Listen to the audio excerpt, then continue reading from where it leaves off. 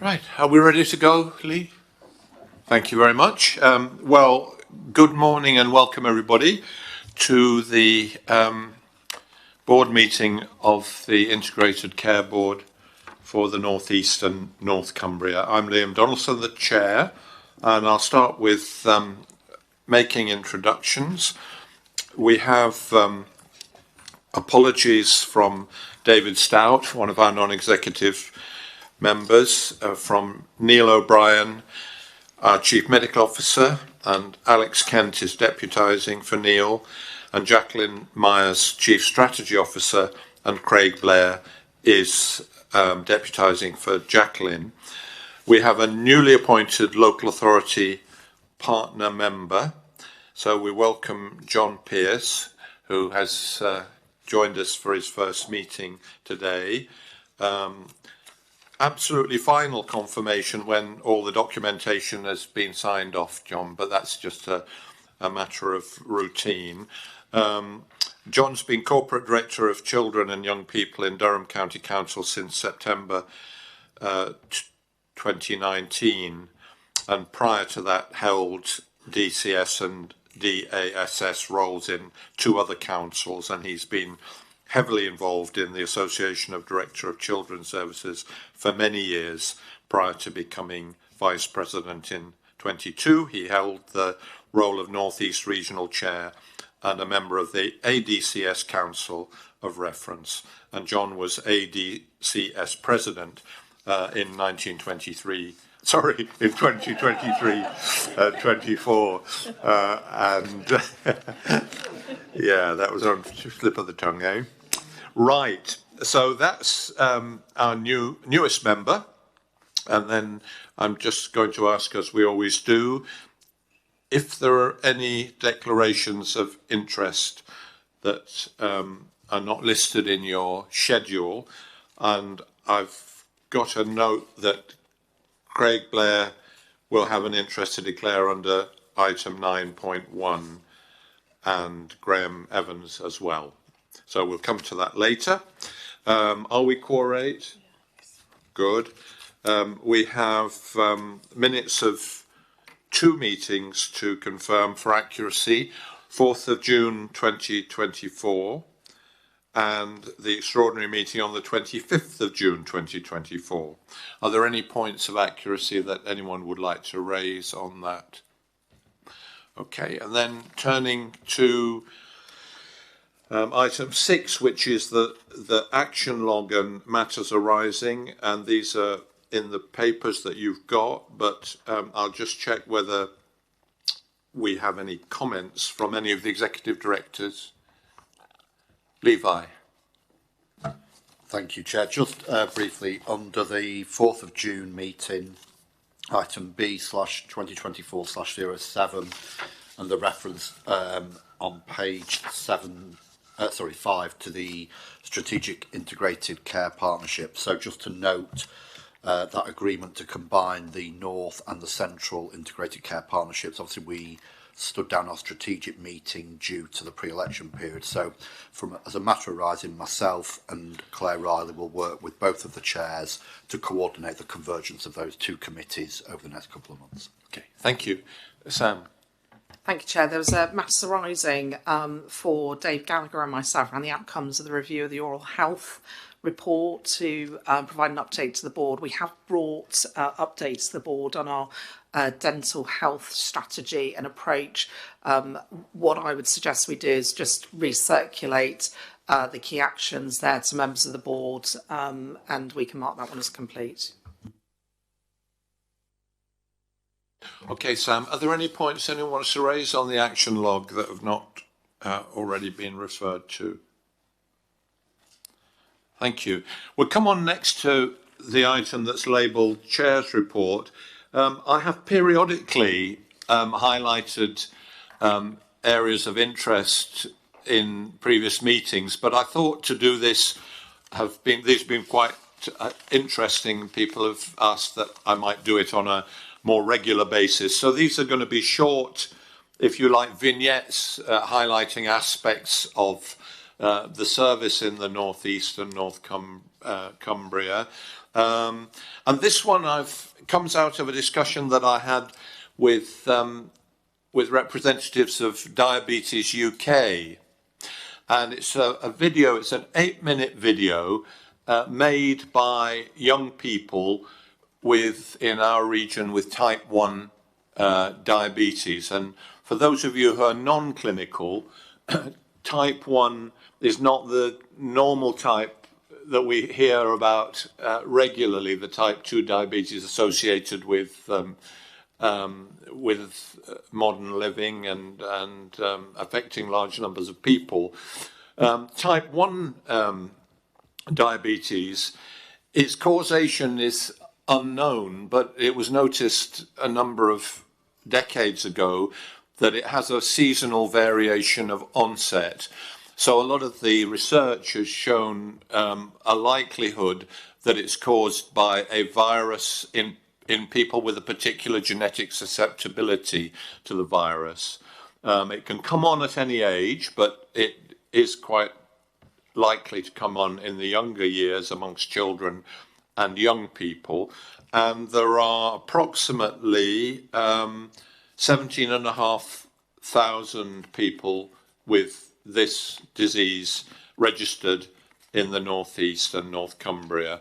That's the largest number in the country, but there's no denominator applied to that, so it could, in epidemiological terms, you can't conclude that we have more of the disease. But the young people are going to be talking about their experience of using a new technology to monitor and provide their insulin, which was provided to them by the NHS, and they're going to be talking about how this has impacted on their lives. So if we could have the video, please. Hi, my name's Jake. Hi, my name's Jake. Gareth Nye. Liz Featherstone. Gracie. Jack Eaglestone, and I'm here for an interview for Diabetes UK. When I was first diagnosed, it was really hard for me. I had a HbA1c of between 70 and 90. I was frequently injecting, couldn't sleep well. Because there isn't a time, really, that you ever don't have to think about it. Yes, I was diagnosed when I was 5 years old, so about 21 years ago now. Showed the really typical symptoms of kind of the 40s, so thirst, toilet, tiredness and thinning. Was taken to hospital, admitted to hospital, and spent a week in there. And then from then it's just kind of been all I've ever known. I think being diagnosed so young, it's just kind of just been a part of me. My daughter Gracie has been diabetic since the age of 1. It was probably the longest night we've ever experienced. Watch your child in pain, unconscious, being poked and prodded for 24 hours. It's something that we'll never get over. I started off obviously with the finger prickers and the pens, the injectors, and that's how I started off. And I thought that was the normal, that's what I was going to have, for the rest of my life. Coming into 2021, my blood sugar diabetes was really unpredictable. It went from being really stable and manageable to just kind of being absolutely all over the place. We couldn't really find a reason for it with my care team of what the cause was. There's been nothing that had dramatically changed within my life. And then coming into 2022, this kind of came to a sort of unfortunate conclusion when I suffered from 3 diabetic-related seizures during my sleep. And for me, that was kind of the massive turning point. I think, as we're aware, prolonged seizures, unfortunately, if not treated, can cause kind of brain damage relatable to death. So for me, it was that massive switch, that massive turning point where I thought I need to do something now, because if not, there is the potential there that I'm going to lose my life. Because if it hadn't been for my partner at the time that was able to kind of wake me up and administer some kind of treatment, I might not be sat here now. Diabetes is a hidden illness, a hidden disability, and the more technology that you put on, the more visible it becomes. So there was that feeling of, are we making it more obvious that our child's got a disability, although it's going to help her in the long run. Eventually we did get the insulin pump, and she's had that now for 3 years. And then again, it was a gradual move from her Tandem T-Slim, which is on now, to the looping that we got activated about 18 months ago now. My Dexcom here, it helps me by checking my bloods and My pump here gives me special medicine so I can eat my food. It took me quite a while to adjust to the whole thing. But I mean, after I got into the rhythm of having hybrid closed loop, it just made it a lot easier. I could just do anything through my phone, really. The big jump for me, in which I can't thank my care team enough, is that I went from multiple daily injections straight onto a hybrid closed loop. A lot of people go from maybe multiple daily injections to just a standard pump, and then we'll maybe go from a standard pump to a hybrid closed loop. I just had the massive jump in between, where I kind of injected for 21 years and then made the big jump over to having a pump on my arm, and I think it was really the support from my care team that helped me with that. There was definitely some concerns from me and the care team because I just hadn't worked with a pump before, but once we did kind of the induction and I went on a carb counting course and we sat down and we looked at every single pump that existed and we picked the best one for me, really kind of squashed some of those concerns that would kind of both shown the ability to kind of support me as a patient, but also my ability as a patient to use this technology. Before closed loop, we were still awake most of the night, we were still keeping our ears open, you never really settle. Again, before closed loop, it was that roller coaster of high bloods, corrections, low bloods, corrections all the time.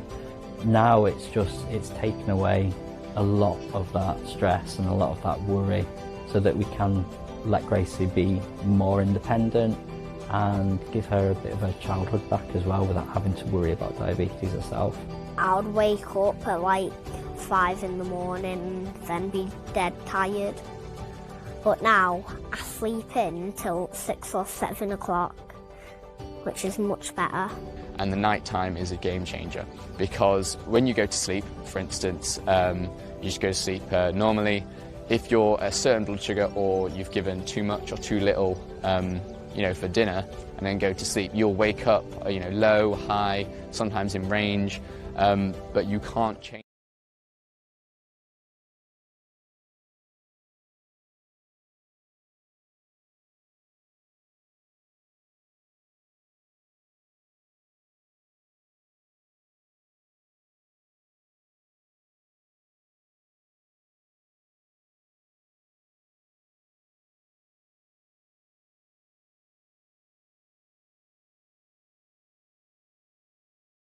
Getting, realising that the services are not perhaps performing as well as they could, or even in this situation like this, new technology arriving which in a helpful way disrupts the normal pathway of care.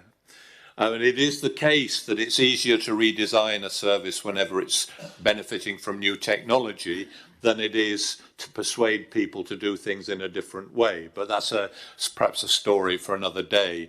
But that was the first point. I think it very much reinforces my thought that we ought to be looking at the way that services are designed and delivered. The second thing is, it's also a very good example of how much people like to be in control of their own care and empowered and gathering information from the professionals rather than passive recipients of care. So I thought it ticked that box as well. And there was another more personal reason. When I was growing up in the 1960s, we did a lot of playing out, and we'd often go to our friend's house to knock on the door, and they'd come out and we'd go into playing football and cricket, all sorts of things. And I had one close friend at school when I was 8. His name was Ian, and he had type 1 diabetes. And one morning I went to knock on the door to ask if he was coming out to play, and his father came to the door, and I've never seen a person looking so desolate. And he said to me, "I'm sorry to tell you that Ian has died." And he died in the night. He had very brittle type 1 diabetes, and he didn't survive. So I was never able to knock on that door again, and never ever able to see him. But with particularly one of the young people talking there, it was a life and death matter for her. With brittle diabetes, she didn't know whether she was going to wake up afterwards, and her life's been transformed. So there's plenty of data at the moment where we're giving 20% of people, young people, these pumps. there is a deprivation gradient and there is an ethnicity gradient. And so I think there's work to be done to try and both remove the inequalities, but also provide over time more of this technology, which is very transformative for the people. So that's my vignette. I'll do another one next time, but I thought you just might find that interesting. We move on to the Chief Executive's report. Thank you very much, Chair, and good morning, everybody. And Chair, thank you very much for sharing that video with us and indeed that personal story. And I think one of the things that we should take away from this meeting is just a review of the data in terms of this technology and where we've got the uptake of it and where we've got more to do from a population health perspective, particularly, as you said, the deprivation gap and ethnicity gap as well. And it is indeed South Asian Heritage Month this month. We do know 7.5% of our population have South Asian heritage, and they are at high risk of particular health issues such as diabetes. So I think we can take that away as an immediate action.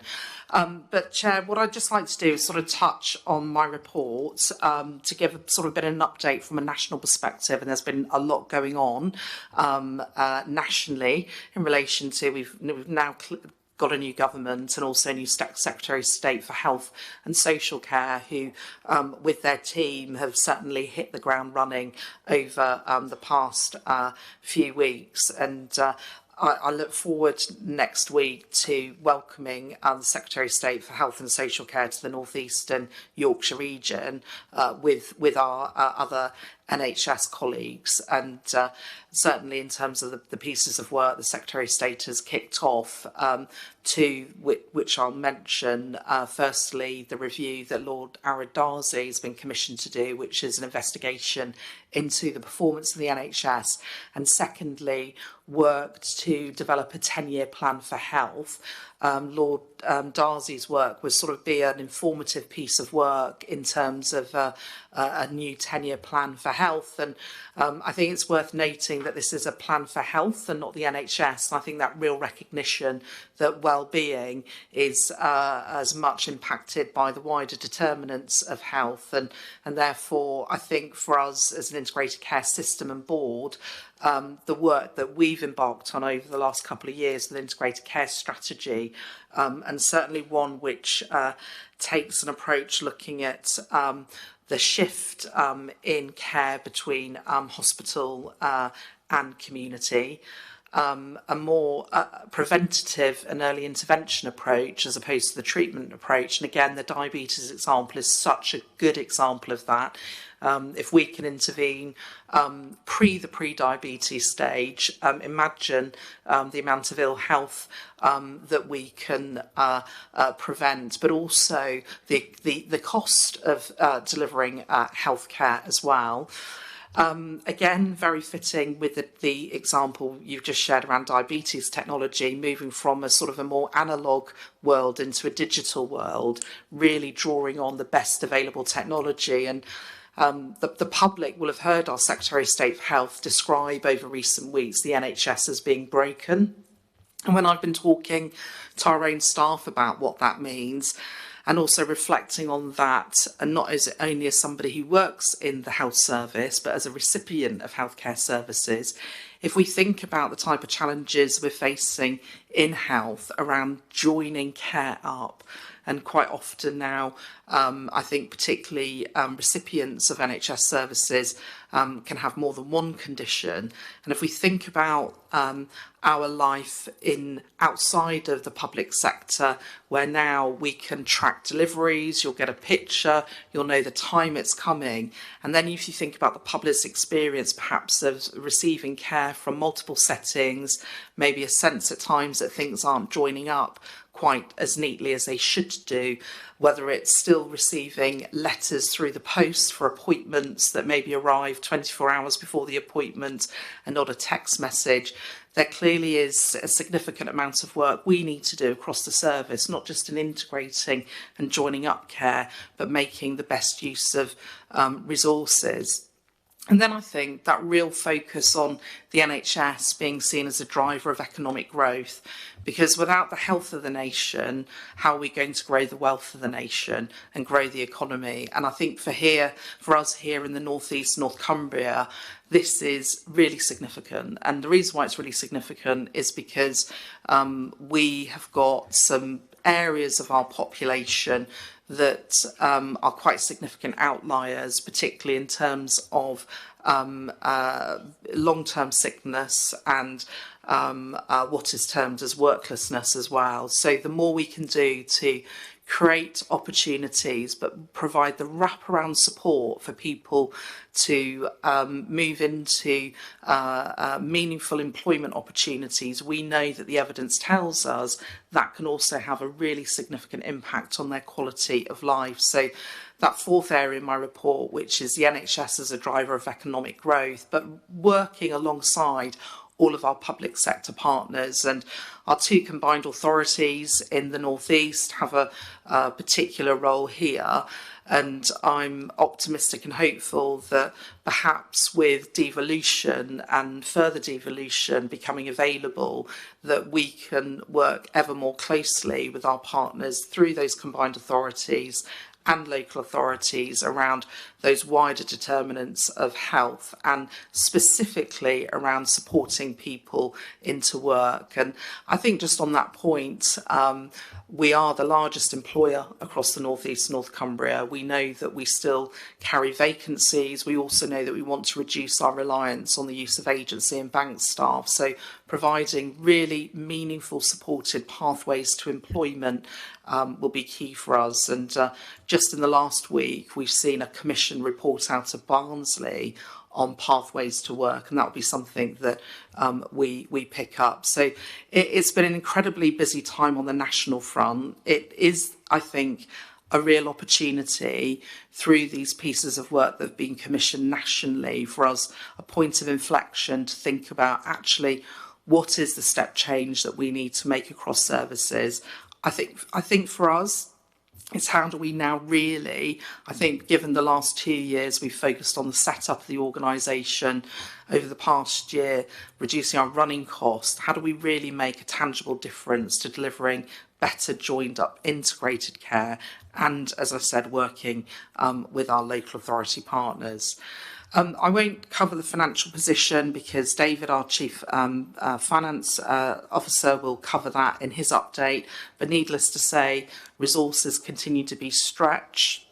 And whilst I'm optimistic of seeing some industrial action draw to a close, I think we've still got further work there, and I think particularly this week, given the BMA ballot for collective action across general practice, and so whilst we see a pay deal go to the junior doctors to vote on, we still have further challenges and risks related to industrial action, and our Chief Delivery Officer, Levi, I think will touch on that as well, given the work that we're doing across the system to both prepare for that.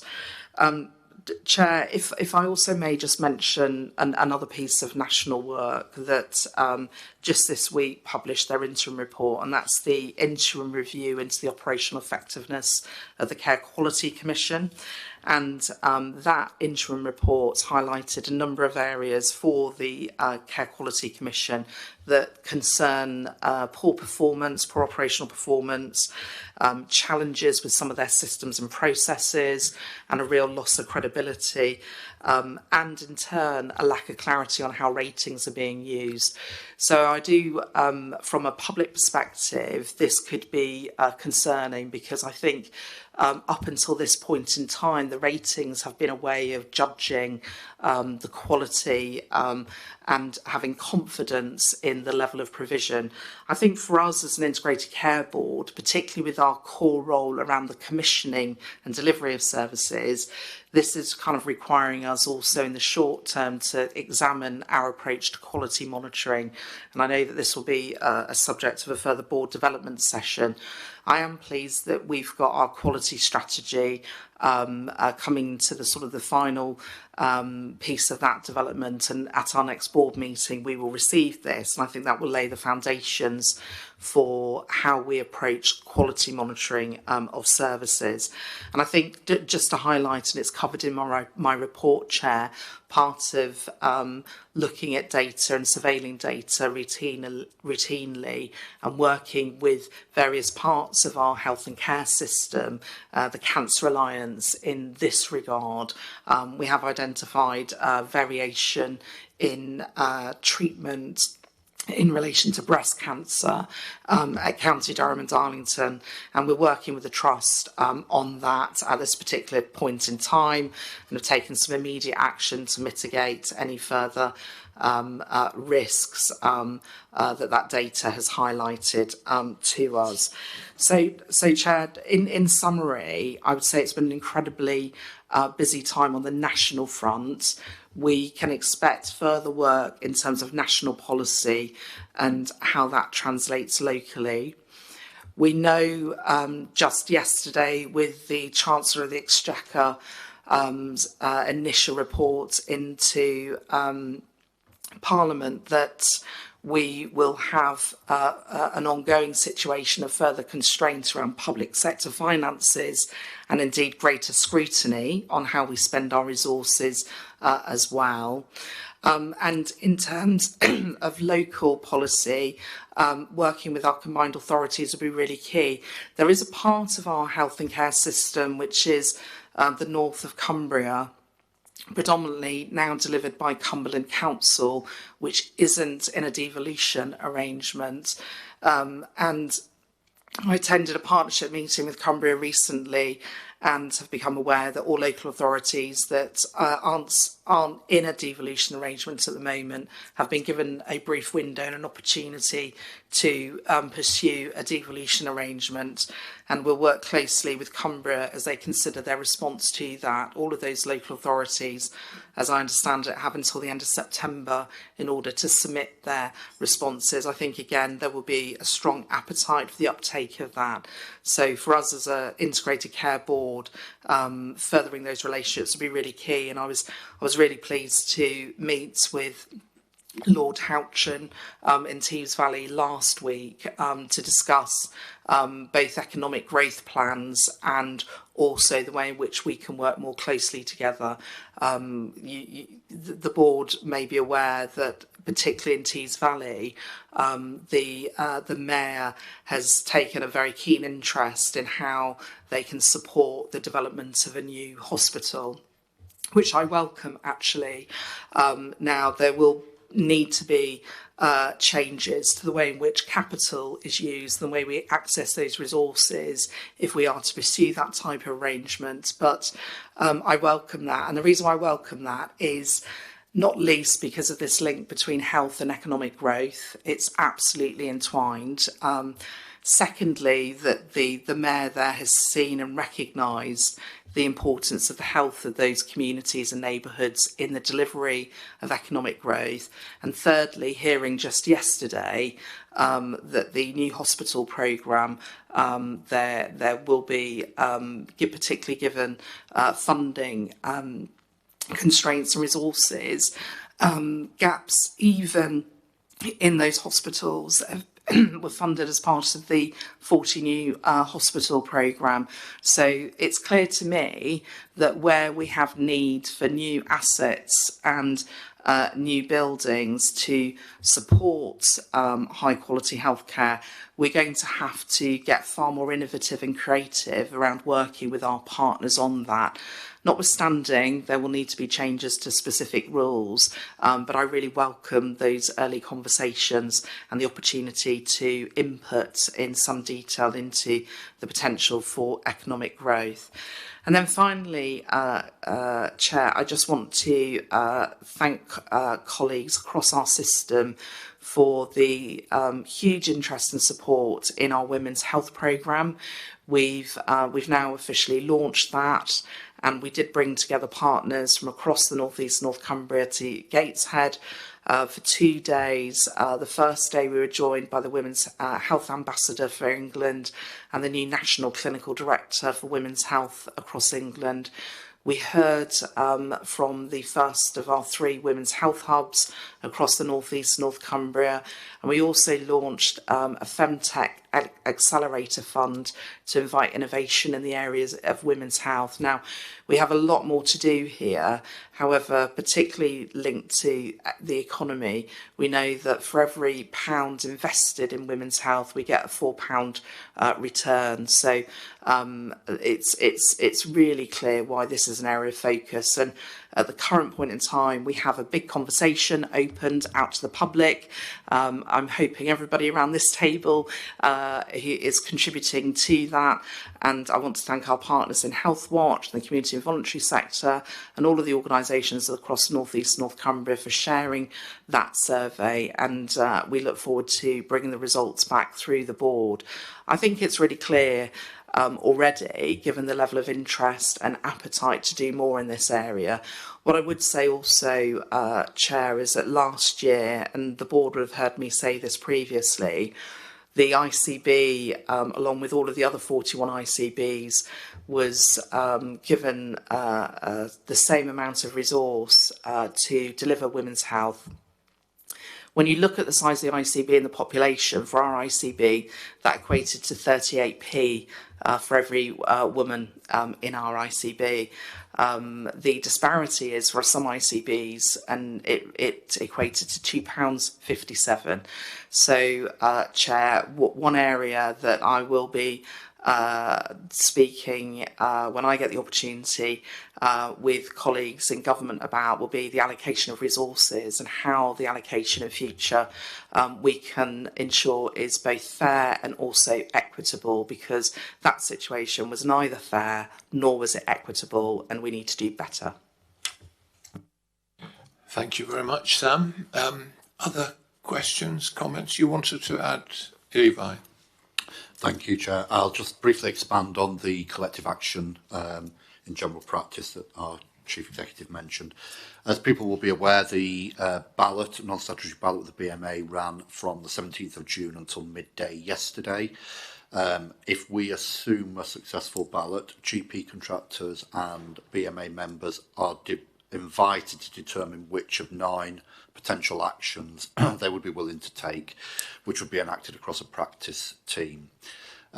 There is no specific recommendation on which of the 9 actions would be taken, and each individual practice would pick and choose which of those they wished to implement. As an example, it will be things people will have seen in the press around potentially limiting daily patient contacts per clinician to 25, perhaps stopping some of our advice and guidance referral pathways, and some degrees of rationing in terms of referrals to diagnostic pathways, secondary care referrals, or potentially delaying signing contracts. As you would expect within the Integrated Care Board, we work closely with our local delivery teams and our Strategic Coordination Centre to undertake some kind of assessment of potential impact and potential contingencies we could enact. As I say, at this stage, it's very unclear to what extent any action may be implemented. So our first test will really be on Thursday morning, the 1st of August. We have meetings throughout the morning to understand individual practices, if they describing the actions they're taken, assess the impact, and we'll coordinate that with system partners to understand the implications. There will be a range of services that will continue, particularly where these are directly commissioned through the direct enhanced services. So, for example, some of our work into our urgent treatment centres is directly commissioned, and some of our enhanced care offers into care homes and other settings would be expected to be continued. We'll work with our partners, keep local authorities and our foundation trusts and others aware, up to date as we understand more through the end of the week. And I suppose finally, Chair, whether we take any hope from the pay settlement yesterday, the junior doctors offer that will again go to ballot, of some swift resolution between the government and the BMA around this. Thank you very much. Are there any questions or comments on Sam's presentation or Levi's comments about the industrial action? Sir Pally. Thank you, Chair. In line with your earlier presentation on diabetes and your own report, Chief Executive, innovations of the sort you mentioned at the moment are led essentially from central authorities. So the decision to issue people with monitoring meters and dynamic insulin injectors, these are centrally mediated decisions. What mechanisms do we have for liaising with industry at a local level for local needs that might suit us, and initiatives that we can put into place which would help us in our locality? I can think of the fact that we're spread out widely with many different requirements, particularly in terms of the early detection of cancer, for example. Do we have a system for picking up good ideas and running with them? Great. Can I respond to that just quickly? Yes, we do. So we have a relationship with Health Innovation North East and North Cumbria. And in fact, a couple of us around this table sit on the board of that organisation. It's funded through the NHS and is actively working closely with us as an integrated care system and integrated care board on its innovation strategy. So, for example, the Femtech Accelerator Fund that's been identified to advance innovation in the area of women's health is directly aligned to our work programme and priorities, and the Chief Executive of Hynenc attends the Executive Committee, so that we're seeking to kind of integrate our approaches. They hold the innovation sort of pipeline effectively, working with the life sciences industry, so both supporting either organisations that are active and have a presence in the North East, North Cumbria, or who are also interested in coming to the North East and North Cumbria. And Chair, it might be of interest to the board for us to receive perhaps a more detailed update on the work of what's referred to as Hynenc and the significant amount of work they're doing in this area. And particularly with our role with life sciences, we've also got a life sciences pledge that sets out our commitment to this work. And both the area of digital is quite a core part of that innovation pipeline, but also more broadly with working with industry and also linking in with our research partners locally as well. Just before Graham comes in, Sam, I think just using the specific as an example, I certainly don't know whether a local diabetic service in one of our places might be have the power, or obviously the financial priorities are involved as well, but would it have the power to make more of such devices available without central approval? I think Alex would like to probably come in and pick that point up, Liam. Sorry, and I cut you off, Graham, so let's respond to that. So with regards to the hybrid closed-loop devices, we are actually slightly ahead of the curve in terms of rolling these out for children and young people. There are certain adult groups where we're not quite as far ahead. There is a working group on this, and we're keen to try and maintain our position as being slightly ahead of the curve, and try and get as many people onto these devices as possible, because they are life-changing for those patients who receive them. Okay, thank you. Graham. Thanks, Chairman. And just to completely echo everything that the Chief Executive said, we do have a very strong working relationship with Health Innovation North East North Cumbria. Colleagues will recall when I presented the Digital Data and Technology Strategy several months ago, the latter part of that strategy talks about that innovation pipeline and the governance that surrounds it. And in fact, during our recent digital governance review, we've actually changed our digital strategy group to Digital Strategy and Innovation. That group's chaired by Dr. Mark Dornan, and we have strong representation from Health Innovation North East North Cumbria for the very purpose that we've just described, how we get ahead of the curve, work with industry partners to look at new and innovative technologies that will move from innovation ultimately into transformation. Thank you. Mike. once again touching on the thought-provoking piece, Salim, you presented, I think one of the frustrations often experienced by the public, and I feel this as a GP when they come to see me, is when these new technologies come around, it often is quite a lag between them being announced, being in the press, and then being able to access them. I think the most common one that's mentioned at the moment are the injections for weight loss to manage obesity that are the public have very limited access to in the NHS sector. I think what will be, I understand from behind the scenes that there's a lot of reasons for that. It's not, it is just a very complicated area of rolling out new technology into medicine, both from a finance perspective, logistics, operation, having services. But I think it would be helpful if we can try and find some way of articulating what those reasons for delay are to the public, so they can have a good understanding of why we're not quite at the stage of being able to offer things like the closed loop hybrid systems. Thank you. Claire, you wanted to come in, I think. Yeah, it's just to follow on from what Sam and other colleagues have said. We're working with Hynenc on a paper which is due to come to board later this year. So that is going to position actually our model for innovation and how we are collaborating across a wide range of partners to be able to support this work. But also it aligns to our Better Health and Wellbeing for All strategy. There's already some priority areas already identified where we will work on some innovations in areas such as cardiovascular disease as an example. But we are due to bring that back to board later in this year. Thank you.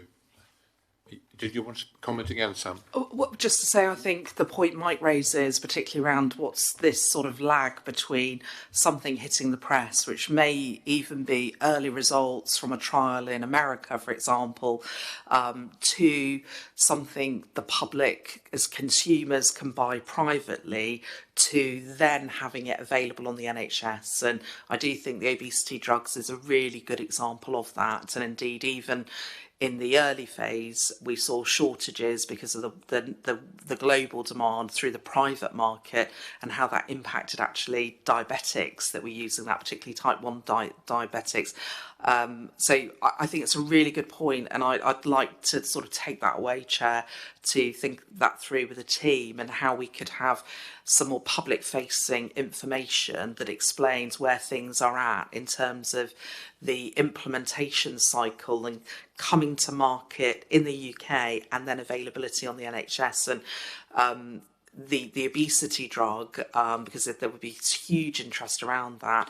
Our Director of Medicines is leading a piece of work, because I think one of the things we also want to do, really thinking about the pressures on general practice, is how we, or the mode of, if you like, making this available, and how we can do that in the most efficient, effective way, and also utilise digital technology to help with that as well.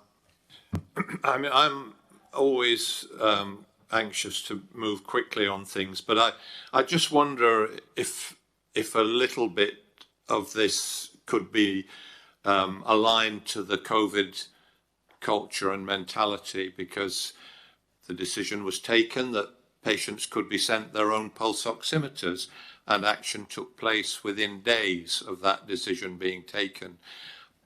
It's just a lag period. I can understand the need for a lag period to make sure the technology is safe, properly funded, but I don't like lag periods that are just because people can't make up their minds what to do. Eileen. I wasn't sure I'd contribute this, but after the video, I nearly made a contribution then.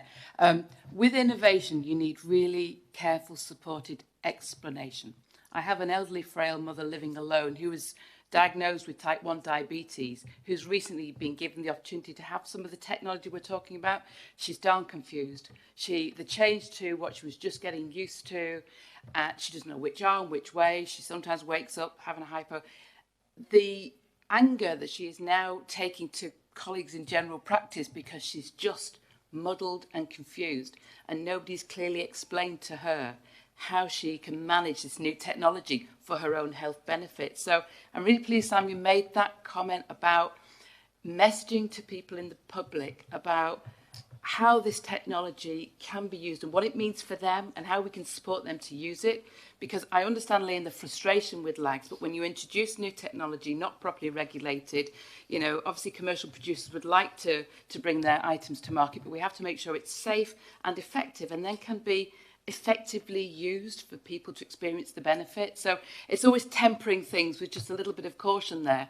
We have to help people understand this technology and how they can use it and embed it in their lives so they can feel the benefit and not be frustrated and confused and angry with wonderful primary care providers who are on the receiving end of a lot of discombobulated mama trying to deal with all of this stuff when no one's told her what it's for and why she has to stop using some other stuff. Okay, but it's an example. I'm just thinking about the support. This is a very good NGO, the Diabetes UK, provide a lot of direct support that the NHS doesn't always able to do. So that's another element in the mix, I think, of support. Tom. Thank you, Salim. Yeah, just to add to the discussion, which I think is a really interesting one. I think there's just another watch out for me in terms of the tight financial situation the NHS and wider system finds itself in. Innovation can be really positive and can generate outcomes that we've never seen before, but they also potentially come at a cost that we have to weigh up against everything else that we do as well. So it's just making sure that we've got that watch out around the balance of investment when we've got to use the ICB resource and then the wider system resource to get the maximum health and wellbeing gain that we can do from that resource. And often innovations, particularly in the early days, we're not clear on what those benefits are and how they do weigh up against sometimes what are less shiny and exciting, but actually more cost-effective methods that we're not doing as well as we could do. Thank you very much, Sam, for your report and stimulated a very interesting discussion.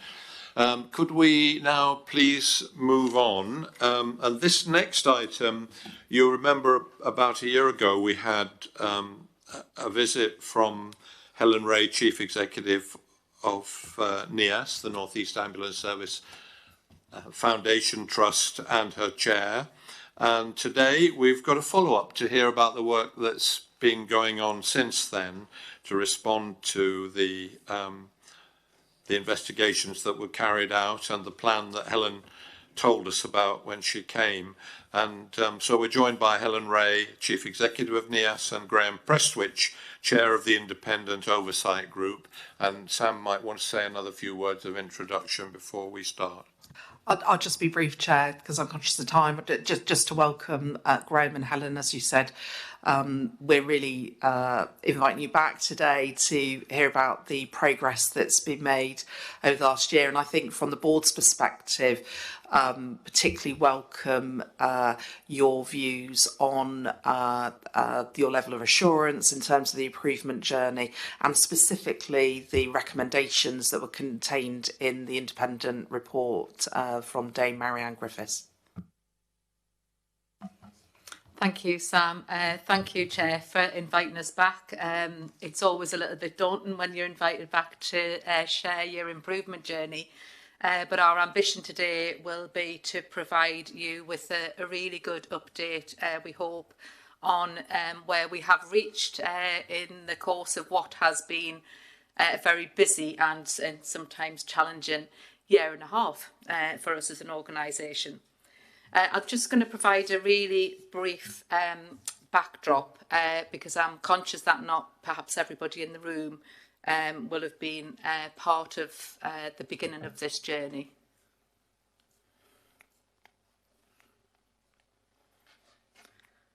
Can't move the slides on, sorry.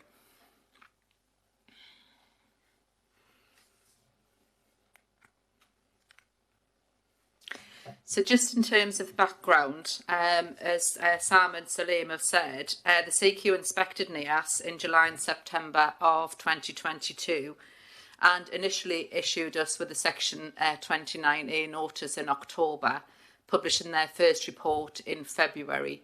So that felt like quite a long 4 or 5 months for us as an organisation. But in saying that, it also gave us the chance to start working on our improvement at an early stage before the review was published.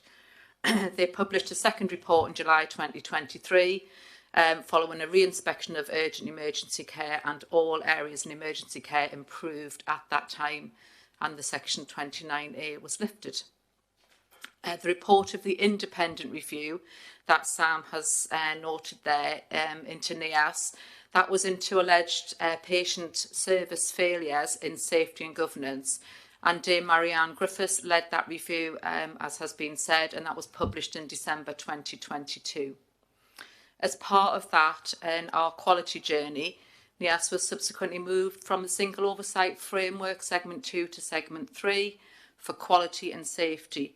And of course, what that does is it wraps round increased regulatory scrutiny, and that is combined with proactive support. So not only do you feel under the spotlight, but actually you do feel as though someone is helping, or a team are helping to hold you in a good frame to provide the assurance that you need to bring to what Graham will talk about, which is 3.2 million people that NIAS serves.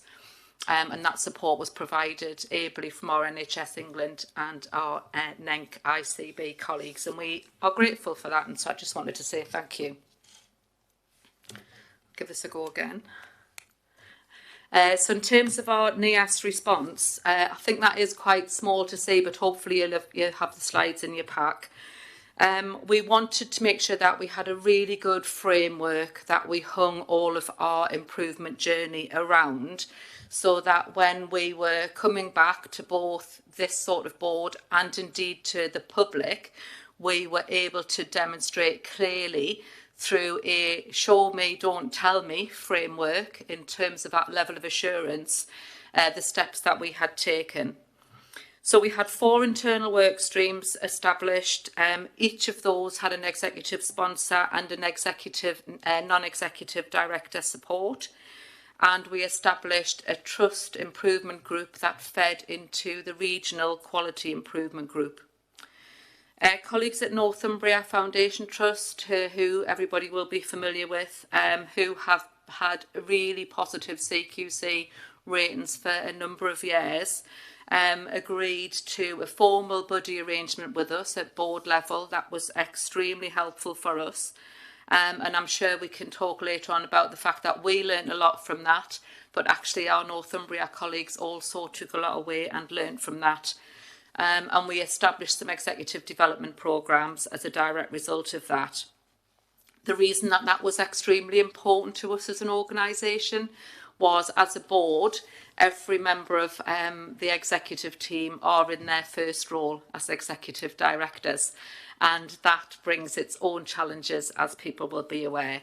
So we were really grateful for the support there. Graham, who is sitting with me today, was appointed as the chair of the Independent Oversight Group to provide regular updates and oversight against the Dame Marianne Griffiths recommendations. And we are always conscious not to be marking our own homework. So we have commissioned over the course of the last several months a number of independent assurance reports, you know, for internal consumption, and also to allow us to be able to demonstrate that assurance externally. So we have worked with Aqua on making sure the journey to well-led, our improvement, is on the right tracks. We have asked for a locally independent review of the medicines management actions that we took, because those of you who are familiar with our CQC report will note that that was the biggest area of safety concern that was highlighted. And we have undertaken a number of internal audits around our action plans. The 4 work streams have completed their initial actions. And I say that deliberately because the improvement journey is never done. You are always striving, and we in NIAS are always striving for that further improvement. But we have moved all of those work streams now to a business as usual function. And Graham will talk more about the IOG work, but we have concluded that group at this moment in time. And we have closed our internal TIG, and as the next stages from the board today, we will be talking about how the quality improvement group changes or morphs in respect of the next stages of work for us as an organisation. And then I just wanted to just briefly touch about the soft criteria. So it signals something when an organisation has moved from its soft framework, and it signals something powerful to us because that shift on our soft was all to do with quality and safety. So we took that obviously extremely seriously. And we wrapped around a framework, as I've said, that allowed us to provide assurance for that.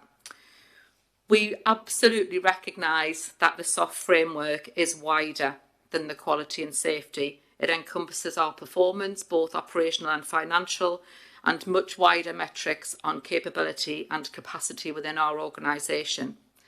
I want to say, as Chief Executive of NIAS, that I'm confident that our track record over the last 18 months speaks for itself in that frame, and there is nothing that we have not done to strive to improve across all of those metrics, as well as improve against our quality and safety challenges. I'll now hand over to Graham, who will talk in more detail about the Independent Oversight Group. Thank you. Thank you very much, Helen. And firstly, can I say what a privilege it is to be able to speak to you all today, and only matched by the privilege it was to be invited to chair this oversight group. The invitation to chair landed on my inbox just a few days after heart surgery to replace a mitral valve. So can I first of all congratulate your colleagues for doing such a good job that even a few days afterwards I felt fit for the job. But they kindly gave me a couple of months to recover before we got started. I'd also like to thank all those who participated in that oversight group. They gave up their time, but effort, huge amount of effort, to articulate carefully their thoughts and views and interrogate the work that was presented in great detail. And I'd like you all to take a careful note of the fact that nothing went unchallenged, unquestioned, unlooked at. And some of those members of that group around this table today, so you can tap them on the shoulder afterwards and just mention to them, was the grey-haired old bugger at the front correct? When we got started, the programme of work, if we could move on to the next slide, involved a series of meetings. We had 6 meetings in all, initially to meet each other and to get a feel for the job in hand and plan out the work approach. That approach, in terms of the programme of dealing with 18 recommendations that the organisation had to address, was decided to be done in a way that reflected progress with those 18 recommendations, so that we were hearing about good progress rather than just going through a methodical 1 to 18. We wanted to hear about what was happening, what had been achieved, and what was now different. I must also add at the beginning of that work that the new team that Helen leads so well was, in my view, and long experience of all sorts of things, was a great example of thinking differently. And I would commend to every one of you around the room some time with those people working at NIAS, because they are great exemplars of being able to think and work differently with challenges in a constructive and positive way. And that came out in all the work and all the meetings that we heard and saw. So, as you can see from the programme of work, we started to pick up that very difficult topic of culture. Does it feel different? Does it feel different for staff? And does it feel different for service users? And in connection with that, the governance and the way that was put together. We then moved on to training. There were a lot of issues to be addressed around coal handler training, and that was again in depth looking at the way that was carried out, and then the feedback from staff about how they felt different compared with how things were before. There were some topics like the serious incident process and linked to coronial processes, but also the medical examiner system that have been taken on nationally. So not only was NEAS in the spotlight for those issues, but they have been things that have been picked up at a national level. And things like the new medical examiner system is now going to be a statutory process from September the 9th, I believe. So we've now got examples of this organisation setting the tone, setting the if you like, the benchmark from doing that sort of work thoroughly and properly. But it was very much about internal communications, and the work that we saw presented to us assured me that that was well on the way. I have to confess an interest in, for example, the medical examiner system, because I am a lay member on the National Implementation Programme, so I've been able to see it from both sides. We then concluded our series of 6 meetings with a summary report from myself, which I believe is available to you, which rounded up the whole summary of the evidence that had been put together, the detail and thoroughness with which every member of the NEAS board that I met approached and constructed those evidence folders in a way that I was just bowled over by the thoroughness with which that was done, and also the attitude that came across of trying to do their very best to make sure that the whole of the IAG membership was assured and satisfied with progress made. Next slide, please. So we've got a little detail on the methods we used. It's lousy colours, isn't it? It's not easy for you to read that. Ah, there we go. When I said that, I meant I couldn't read it, so you didn't stand a chance, did you? One of the things that I was conscious of whilst we were working was that what was happening in NEAS was probably happening in every other ambulance service up and down the country.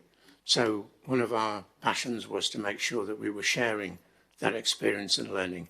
After all, we learn to prevent incidents, ill health, best we can. So what we can learn from our experience and share with others was important.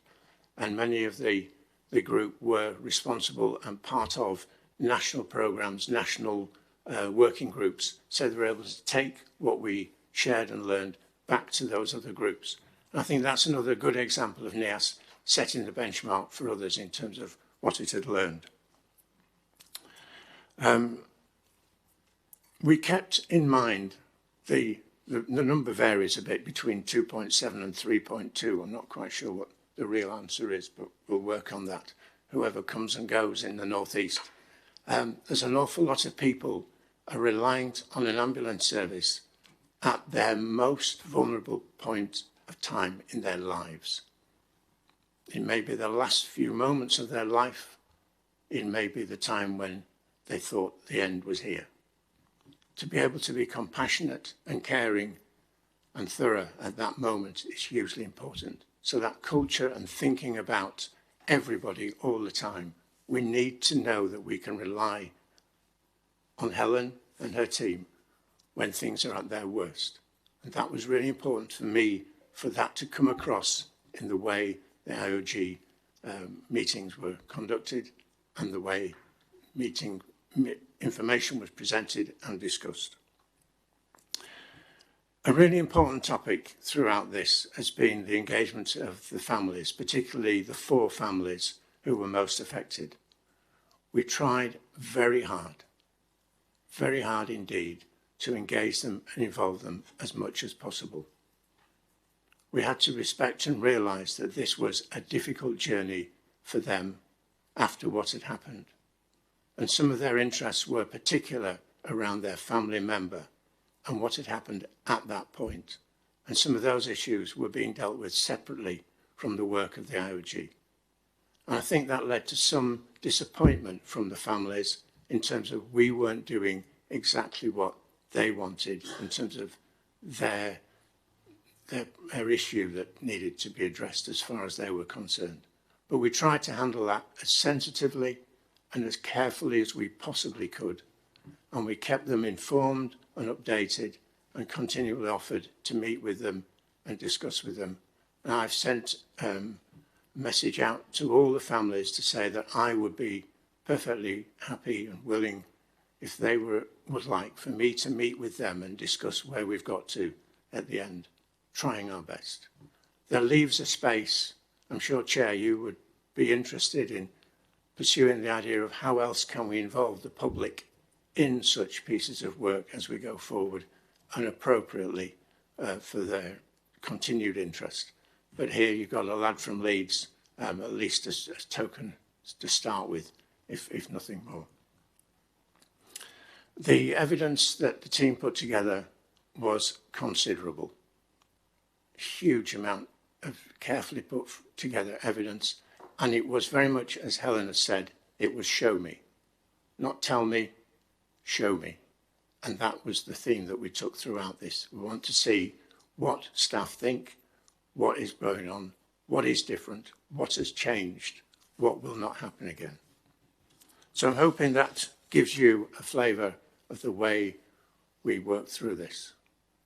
So to close, I believe in my heart and everything else that I've got that all those 18 recommendations have been implemented thoroughly and fully, and it is ongoing work.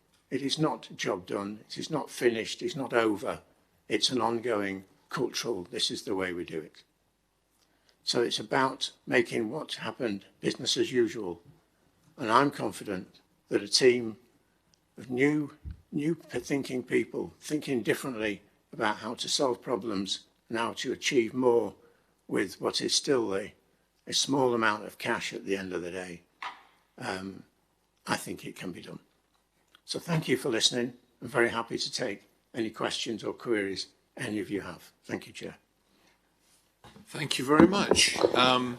Comments and questions then. Pally. So Pally. Thank you very much, Helen and Graham, for a very heartfelt report on how things have progressed following difficult circumstances. I was just going to ask you to comment on how you feel the frontline staff, those who are in the ambulances and those who are working directly with patients, with people who need care, how do they feel and how have they adopted the changes and the evolution that you've mentioned at a higher board level? Yeah, thank you. That's a great question. I suppose a couple of things for that. So the first one would be that the changes that we made to make staff's working lives better, that probably was more linked to our CQC than to the Dame Marianne Griffiths report. But if I use the medicines management as an example, one of the things that was very difficult for staff was access to drugs in a timely way that would always prevent them attending a scene where they didn't have everything at hand. So the changes that we've made in respect of how that process works now has been hugely positively received by our staff. So there's some really good examples of, I suppose, system changes that we've made to make staff's working lives a bit easier. The cultural question's much harder to answer, as I'm sure you'll understand. But for us, what we have seen in the first year of our improvement journey are those really positive green shoots that have come through our staff survey, the annual staff survey that is conducted across the NHS, but also further green shoots in the internal surveys that we conduct every month with our staff. And we do that across a range of frames. So we do something generic, we do something that is more targeted around our protected characteristics, for example, so that we can understand the slices that we need to be really conscious of within that frame. So we're not where we need to be, is the honest answer, but the green shoots are there of positivity. And when we talk to staff, when we're out and about, the feedback has improved. There are always challenges. If you get the chief executive in front of you, no matter where you are, somebody's always going to make an ask of, can you just do this? But those discussions are in a much more positive frame. But we do recognise that there's more to do yet within that. Sarah. Thank you. Please, Chair, may I? Okay. I think another important aspect to add on to what Helen has said was the freedom to speak up, which was core as part of this. And the evidence that was presented to the IOG on the progress with freedom to speak up had a lot of staff comments about how things felt different compared with what they were in the past. So I think we had, as an IOG, first-hand evidence that staff were seeing a difference in the way things were being dealt with, responded to, and how it made them feel when they had something to say that they wanted to share. So I think the senior management had presented a quite different, almost polar opposite perspective to them when they had something to say. And I think that is absolutely key, because it's staff at the sharp end who are going to see the things that need to be changed and done differently. And if they can share that, then going back to what Salim was saying at the beginning of your meeting, it's involving those people in service improvement work is key. Giving them that voice to be able to do that is part of that. So I think that was very much. Thank you, Chair. Thank you. Sarah, just before you come in, I just remind you before the discussion starts that Graham Evans and Craig Blair both have relatives working with you, so they've declared interest for this discussion. Thank you, Chair. Thank you, Helen and Graham, for your presentation. I had a couple of questions. One was obviously touching on what Sir Polly was talking about, was the cultural changes which you'd kind of looked at and perhaps embedded for board assurance purposes. If you could share some of the kind of, I know you've mentioned the green shoots and engagement with staff, but was there any other cultural work that you'd undertaken which would be useful for the board to hear about? And my second question was around, do you believe that it is still the right step to have a non-clinical person at the first point of contact when people are at the most vulnerable? Do you still believe that that is the right medical model? You start that. Thank you. So in terms of the cultural work, we can share, if it's helpful, with board. We have a complete cultural roadmap for the organisation that is that the board scrutinise on a regular basis. Some of the examples I could draw out of that are we are just in the final stages of developing our clinical career framework as an organisation.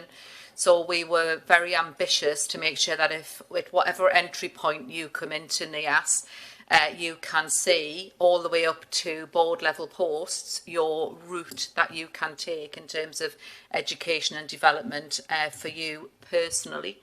So that was something that our staff were very keen and asked us for. We have also upped our game, I think it's fair to say, on how we actively engage with our colleagues day in, day out to make sure that we are actively listening to the things that matter most to them. So we run roadshows twice a year, big all staff invited roadshows. We have what we call our welfare vehicles. So at points where we might be busy and challenged in terms of activity, board members and others will take out a car that is stocked so that at least our staff know that they're going to get fed and watered during those busy times. That also gives us a real opportunity to talk to them on a day-to-day basis. And as Graham mentioned, we don't just have our Freedom to Speak Up guardians, but we now have champions right across our patch for that. And then the last thing I would mention, because I'm so very proud of it, is our Community Ambassador programme. So we in-reach actively into the community through that programme, through a group of volunteers, and we bring back the learning both from staff and from patients who are using our services from those community ambassadors. So we have that. Did you want to add anything to that, Graham? I was just going to say that we asked the same question as the IOG, and were quite challenging to Helen and her team in terms of providing the evidence that showed that cultural shift. And it was showing us that cultural shift, not telling us that that was happening. So I think you could be assured that that is, as Helen has described, a long list of things which pick up all those elements to make it a nicer place to work, if you like. On your second question about, do I think non-medical first point of call, I don't think that's for me as an IOG chair to comment on in this forum. Happy to take my view outside afterwards, but I don't think that's my space to comment on that. Thank you. Yeah, and that is a national model. It's not a model for NIAS. That is a nationally driven algorithm model. If that was to shift to clinically based, I suspect we would not be able to have the workforce level that we would need for that, given the numbers, the multiple thousands of calls that those first point of contact call handlers deal with every day. What I would say, though, on that is our call handlers have immediate access to clinical support if they feel that any call that they are managing requires that access. So we do have a backup of clinicians that sit within the Emergency Operations Centre that actively support our call handlers, because we do know that they deal with some extremely difficult situations, but they do that with a high level of professionalism and some exceptional outcomes for the organisation. Okay, thank you. We have 4 more interventions and 5 minutes left for this item. Sam, you next. Yeah, please. just really quickly, Chair. Helen, thank you for the update on the buddying arrangement with Northumbria. I recall at the time the organisation was going through these particular challenges. We discussed that arrangement, we commissioned it jointly, and in fact we've just evaluated it as well. And I think there is wider learning in terms of that approach. And I think for us working as a health and care system, we said we want to be a learning and improvement system. So those types of relationships, it's helpful that we get the learning out of it. And I think we can share the results of the evaluation more formally with the board and probably wider as well. I think the other thing I just wanted to thank Graham for your update and your assurance and the rigour in which you've approached this. I was also struck that in February this year there was a national report on the culture of ambulance services published. And I think one of the things I've heard you say to us as a board today is culture change takes time, and also it's impacted by a number of things, including leadership. But one of the things that report told us was the importance of looking at the operational measures alongside the people measures. And I'm mindful when we discuss an item later on today, our integrated performance report, one of the key measures we look at, the ambulance services response times. And as you said, you know, it's people's most vulnerable time. How quickly does that ambulance get there based on their clinical need? And it's just got me thinking about, actually, do we need to balance that in looking at some wider metrics from a people perspective? And Helen, what work are you doing in the organisation on that as well? Yeah, thanks, Sam. I mean, internally, we do that through our integrated quality and performance report. So we try and take that in the round, both through our board subcommittees and through our board. We're just working on a triangulation piece for that, because you can push far too much information right through your organisation. It's important that you stratify that. But I think that is a really, really valuable point, Sam, because it is the impact that performance challenges, if you just think about them in that frame, have on staff. If we thought about where we were 3 or 4 years ago, that moral harm that can occur, we do need to think about that widely. I think we do that, but I'd be really supportive of unpacking that a bit, Sam, if it's helpful. Ken.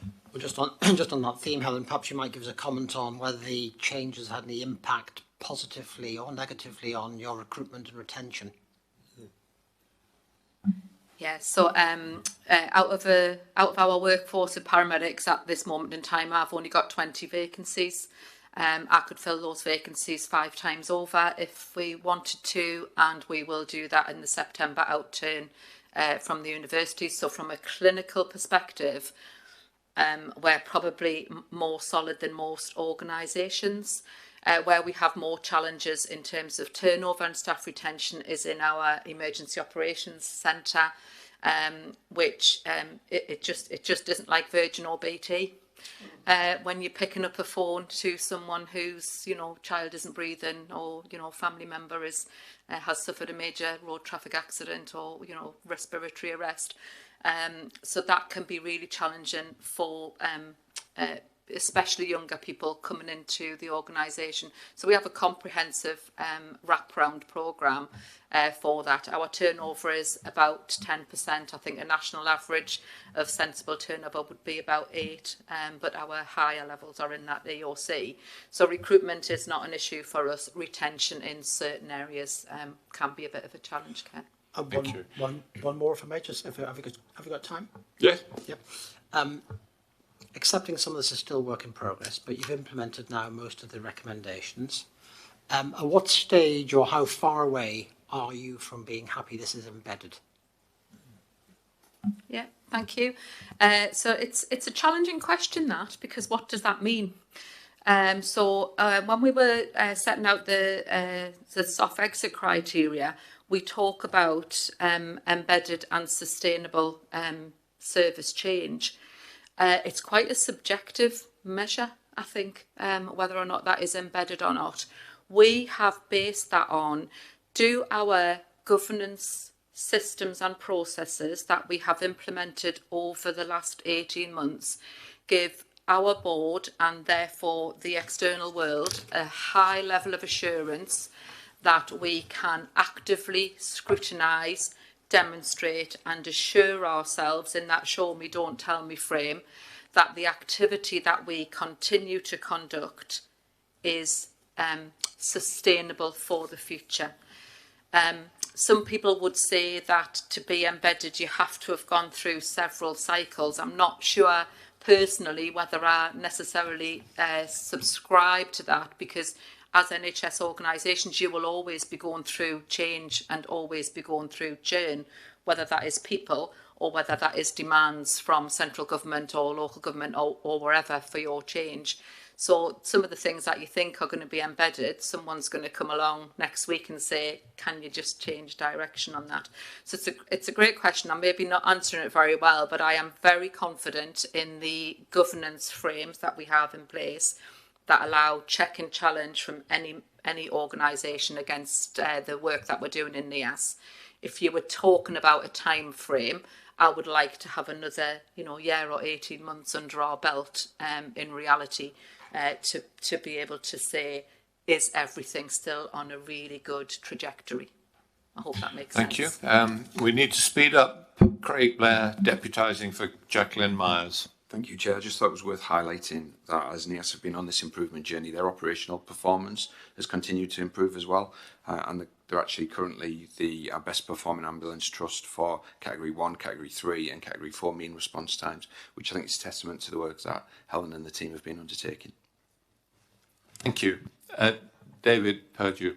Thank you. Thank you, Graham. Thank you, Helen. And as the ICB representative on the group, I'd just like to thank Graham for his chairing. It always felt we were very challenged, but actually it was always done in a really good way. But the really important thing is that we share the learning from this. And it's not just for ambulance services, because actually a lot of the processes are in every organisation. So we're taking that and going that through Boost. Well, thank you, Helen, for your openness and for sharing the improvement journey. And Graham, thank you for the work that you did and also the innovative way that you approached it, because I think there's a lot we can learn from that. So thank you very much to both of you.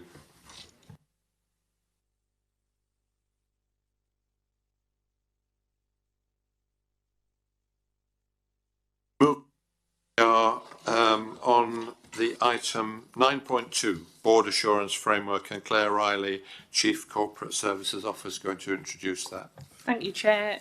The board will be more than familiar with the the board assurance framework. This is part of the quarterly reporting that we bring to board on a regular basis. This has already been reviewed by audit committee. Please note that there have been some minor amends which links to the realignment of risk reporting for all committees, and also we have updated the risk strategy which is attached in Appendix 3 and that is for consideration and approval. Risks are mapped to the goals detailed within the Better Health and Wellbeing for All strategy, and the principal risks are detailed within this paper. We have seen some risk movements, and again they are detailed within the paper. There have been some new risks added, which include general practice and industrial action, and there have been some closed risks too, linked to planning and also ICB 2.0. As a board, we are asking for board to confirm that they are satisfied that the BAF accurately reflects the principal risks of achieving our objectives. I would please also request that you approve the BAF for Q1 and also approve the minor amends to the ICB risk strategy, and that links to the frequency of reporting and risk reporting to committees. Happy to answer any questions. Are there any questions or comments? So do we have your approval to the amendment? Thank you very much indeed.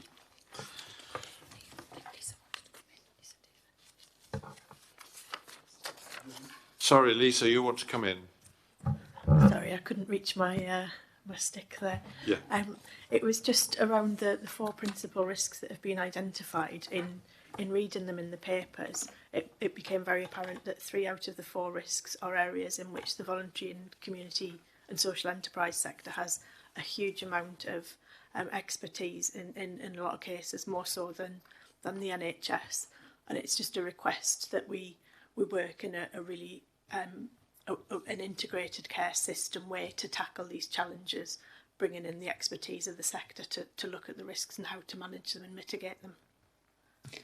Yes, thank you, Lisa. I think that's a really good intervention, and I think this links to our work that that we're working on with regards to the voluntary and community sector stocktake. We're due to bring a paper back later to the board this year, and I think that is going to be some helpful work that we are working with the local delivery teams on to, just to make sure that we are reflecting on the great work and the great impact that the voluntary and community sector has in our region, but also looking for other opportunities too.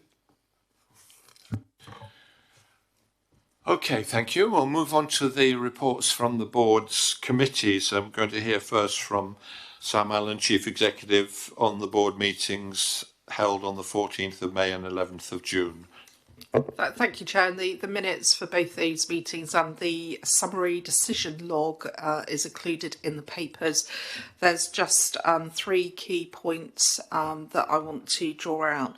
So the first, under what we've called ICB budget delegation arrangements. So the board will recall that when we established the ICB, and we worked to set up the place-based arrangements which all map onto each of the local authority areas that we have got included within the ICB boundaries. We did, over the past year, give every local authority the opportunity to establish a joint committee at place between the ICB and the local authority. None of our local authorities pursued or took up that option. So we have what we call 13 ICB place committees, which work through the delivery of our place-based plans. Many of these, in fact, are chaired by chief executives of our local authorities, but nonetheless, within our governance structure, they remain ICB budgets. Now that we have got those effectively established, and the board will receive the paper here, which has also been through our audit committee, but at our last executive committee, we received the proposal around the delegation of budgets, primary care and community budgets, and pleased that that is on the board today for decision, and it's good to see that come to fruition. We also, as a committee, considered the transfer of undertakings for employment business case. Formerly, some of our clinical commissioning groups had delegated arrangements for continuing healthcare to local authorities, and Northumberland and North Tyneside. Those arrangements are moving back into the ICB, and that will involve the transfer of staff, so we considered that and supported that. And then working with our provider collaborative, which is made up of the 11 NHS Foundation trusts in the system, we do have a responsibility agreement between the ICB, the provider collaborative, and the executive committee considered the latest iteration of that responsibility agreement and approved it. And that sets out the specific areas of which we're delegating through to the provider collaborative, the elective recovery as an example of one of those areas, as is the diagnostics programme. And I have to say it's really positive to see our provider collaborative continue to develop and progress. In terms of risks and financial risks, we acknowledged the ongoing financial risk to the system, and our Chief Finance Officer will cover that in his update to the board. And of course, colleagues will be aware we've got our 50 million deficit plan in place to deliver across our system this year, which we know will be stretching and challenging and may well require further action in year, but we'll track our progress over the months ahead in relation to that. Any comments or questions on them? Thank you. We come to the Quality and Safety Committee. So Pally Hungin's going to introduce that. Thank you very much, Chair. We haven't met since the last board. We're slightly out of sequence. Our meeting is to be held tomorrow. But I'll just reiterate the fact that the Quality and Safety Committee receives reports from various parts of our ICB in relation to quality and safety. And the 2 or 3 things that I would want to highlight are indicated on that report there. Those are the items that we receive and comment on. Perhaps the main point I want to make today is that in addition to receiving these reports, we are now developing the ethic of stepping back and looking more widely at the concept of quality and safety, so that we can view these reports with a kind of a broader sense of vision rather than merely receiving them for information. I'll be happy to let you have a report after tomorrow's meeting at the next board. Thank you. Thank you. Any comments or questions? Moving on then to the Finance, Performance and Investment Committee meetings on the 2nd of May and 6th of June. John. Yeah, thank you, Salim. Yes, and you'll see the minutes there for those 2 meetings, but the main bit I wanted to probably get into was just what happened at our last meeting on the 4th of July in relation to the activity then. You'll see there's a number of things on there, on that slide, which actually we'll probably pick up throughout the course of the meeting anyway. The draft infrastructure strategy, we serve the purpose of, from a governance perspective, of receiving the draft strategy. James Duncan, the chair of the infrastructure board, and also Graham as well, came along and outlined to us the initial strategy. Again, that's an item on the agenda today. In terms of the finance, obviously, it's, we're still in a difficult position, as no doubt David will outline later on. But we've received an update on capital funding, but also as well some of the further plans that are in place to try and maintain that kind of grip across the whole of the integrated care system, about how we're going to do that. So that was informative for us. And really just as regards some of the key areas for us as regards performance. Obviously, in terms of dental access and recovery, we're going to receive a further report in September from David. Our next meeting, because the meeting in August has been cancelled due to we just in terms of the summer holidays, and we should only have 10 meetings a year, or up to 10 meetings a year, so it's not a problem for us. But in September, we will receive some information about the dental access recovery plan, and also the other side to that, and the mental health. Whilst there's been some delays in getting the information that's required for data for the mental health core pack, We're also going to receive an update from Levi. I've had a conversation with Levi about where are we in terms of this transformation work that we need to do as a partnership across the whole of our area. So there are two important reports for us in terms of finance and performance. And the other things to mention, just in brief, really, is that there's some additional metrics were included for primary and community care within the performance pack. And again, I'll speak to Pally as well about some of the mortality data that maybe there's an interesting aspect of that. Whilst the data is always in a time lag, there's something there from the Quality and Safety Committee they might want to have a look at. But I'll speak to Pally outside the meeting about that, and maybe they'll be able to pick that up. So probably that was the main things I wanted to say, Salim. Thank you, John. Any comments or questions for John? Okay, thank you. We'll move on to the Audit Committee, and you're going to also deal with this, John, because David Stout isn't here and Eileen wasn't able to be at that meeting. Yeah, so just again, there's been two meetings that were held, which you've got the minutes for, which is the 22nd of April and the 13th of June, which was the extraordinary meeting, but they were primarily the one in June, was to make sure we get all our ducks in a row for the annual report and the annual accounts, so that there wasn't, whilst a very important meeting, there wasn't much discussed in there. But the bits I wanted to kind of pull out, really, I think the freedom to speak up Guardian process was very interesting, because we heard quite a lot about that from NIAS representatives. And David has been very supportive in this, because he's our NED lead for freedom to speak up. But we got Kate Holliday, who is our FTSU Guardian, to come and give us a presentation again about where she was up to with that work. And some of the key points from that was, one, we'd had one case, I won't go into detail, but there was one case that she'd had to deal with. But some of the interesting points that came out of it was the connections she's made to the executive directors, the connections she's made to the other FTSU Guardians, or trying to make with the other FTSU Guardians within organisations, and also the role of talking about champions in each of the different units that we might have in terms of our organisation. And I just think it was really useful to see that from that perspective and hear it echoed again by Helen and Graham. So some of the things on here already, the board assurance framework we've already discussed. Again, we served our governance side of that to make sure that we approved that and recommended it to yourselves as a board. But again, financial performance, you've covered some of those things, or will cover some of those things in terms of delegation of financial limits that have all been through a governance process. The interesting bit in terms of internal audit and counter fraud. Internal audits, obviously the plan is approved by the audit committee.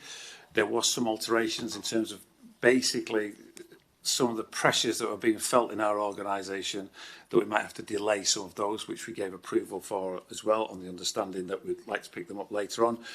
But again, we also wanted to get some assurance from the audit committee about there's some long-standing actions from some of the internal audit reports which really need to be sorted out.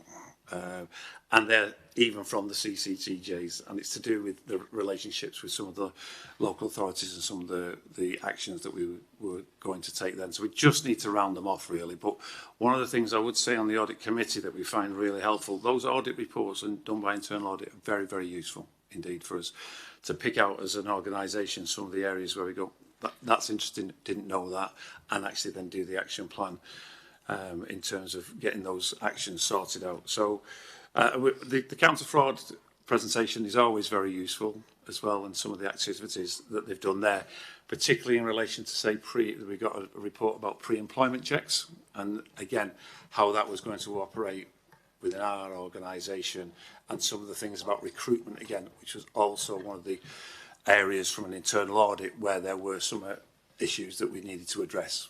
So the whole process found very useful. So thank you very much. Any comments or questions from anybody? Okay, we'll move on then to the integrated delivery report, and Craig Blair is going to give us that. Thank you, Chair. Okay. Today I'll be presenting the June Integrated Delivery Report. The report provides an overview of the quality and performance across the ICB, and I'll highlight areas of significant change, risk, and the associated mitigations that go along with those.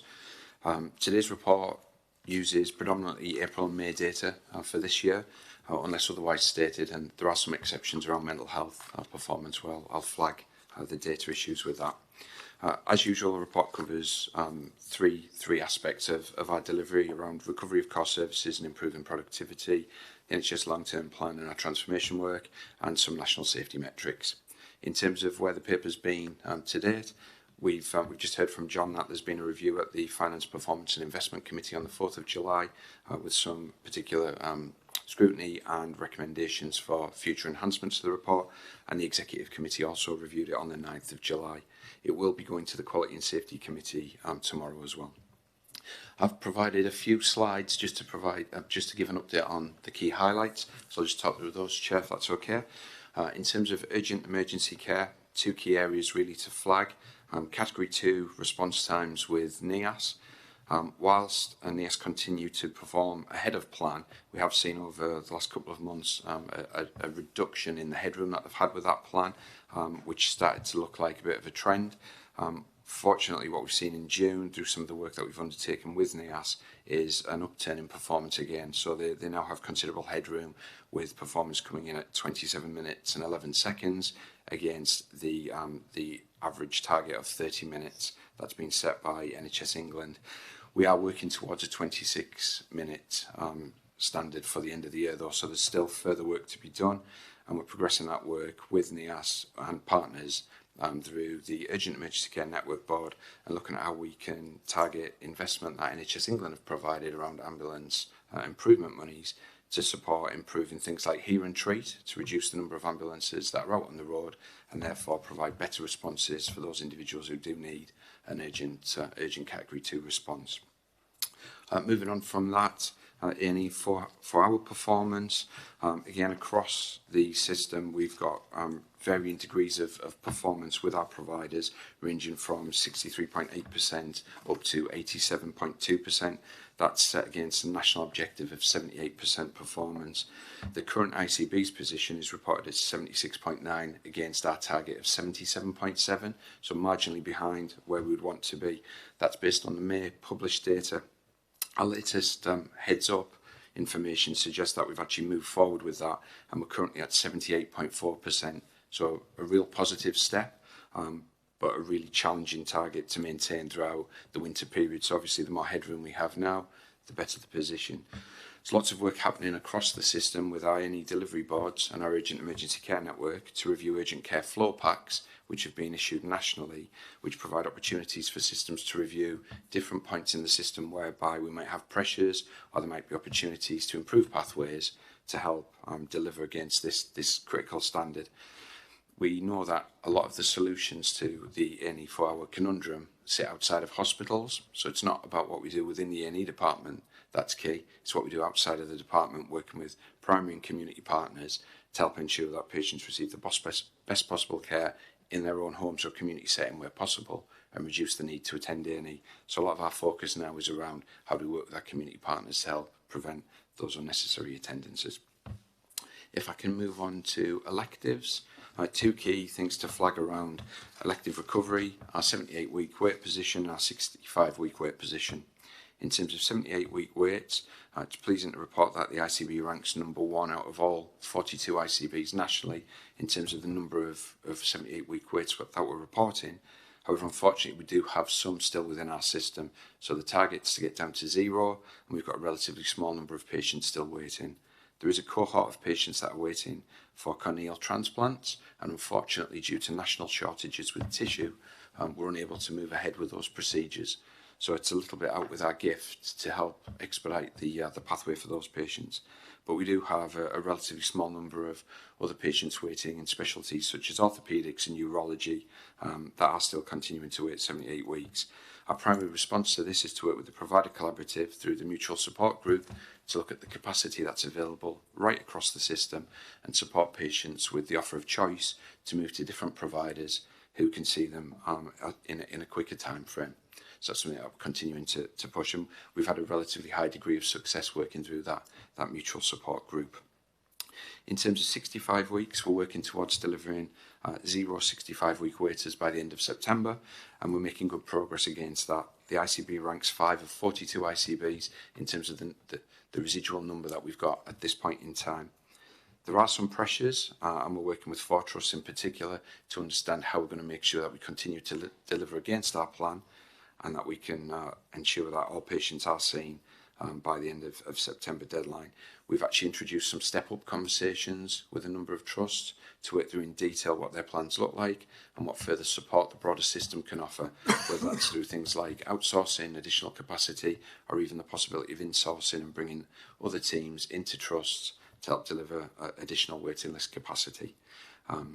And we expect that as we move forward over the coming weeks, one of our trusts is likely to be placed in tiering, formal NHS England tiering, because of their position around elective recovery. That's not a surprise to the ICB because we've been working with this trust around what their recovery plans look like. So it's a staged process that we're working through with them. In terms of further elective recovery, our cancer performance, Cancer 62 day, we are currently coming in just below plan for the 62-day standard, 66.1% against a local plan of 66.4%, remembering that we're aiming to achieve 70% by the end of the year. The Cancer 62-day performance standard, that's from referral to first definitive treatment. So obviously there's lots of opportunity within that pathway to look at where we can make improvements and help bring waiting times down.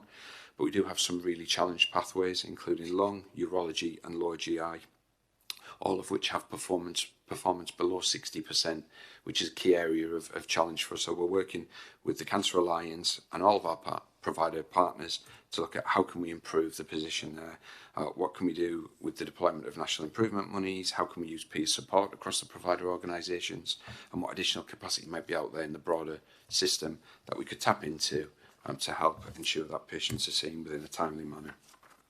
Linked to 62-day performance, we've got the new 28-day faster diagnosis standard, and this is from referral to diagnosis, making sure that all patients who are referred in have a diagnosis within 28 days. At the moment, we are exceeding our planned levels of performance, so 78.7% of patients are diagnosed within 28 days, which is really good news. But the challenge is maintaining that throughout the year and looking to move up towards our local plan of 79.1% by the year end. This is a particular challenge, but there's some tools out there that we're working with and using with our providers to help drive that performance. So we're looking at best practice time pathways and looking at how we can deliver marginal gains within each of the cancer pathways to reduce either the number of hours, days or weeks that we can cut out of pathways, looking at how quickly diagnostics can be turned around, the waiting times for particular interventions, etc. And all of that brought together has started to deliver some real improvements. We do have some pressures in a couple of trusts, and again we've got some more targeted interventions working through what their plans might look like and how we can support them to improve performance delivery. Finally, if I move on to mental health, and my colleague Levi may want to come in at some point, just to provide a bit of an overview around mental health. We are still awaiting the national publication of the Mental Health Core Data Pack, which is now expected to be available from mid-August, around the 14th.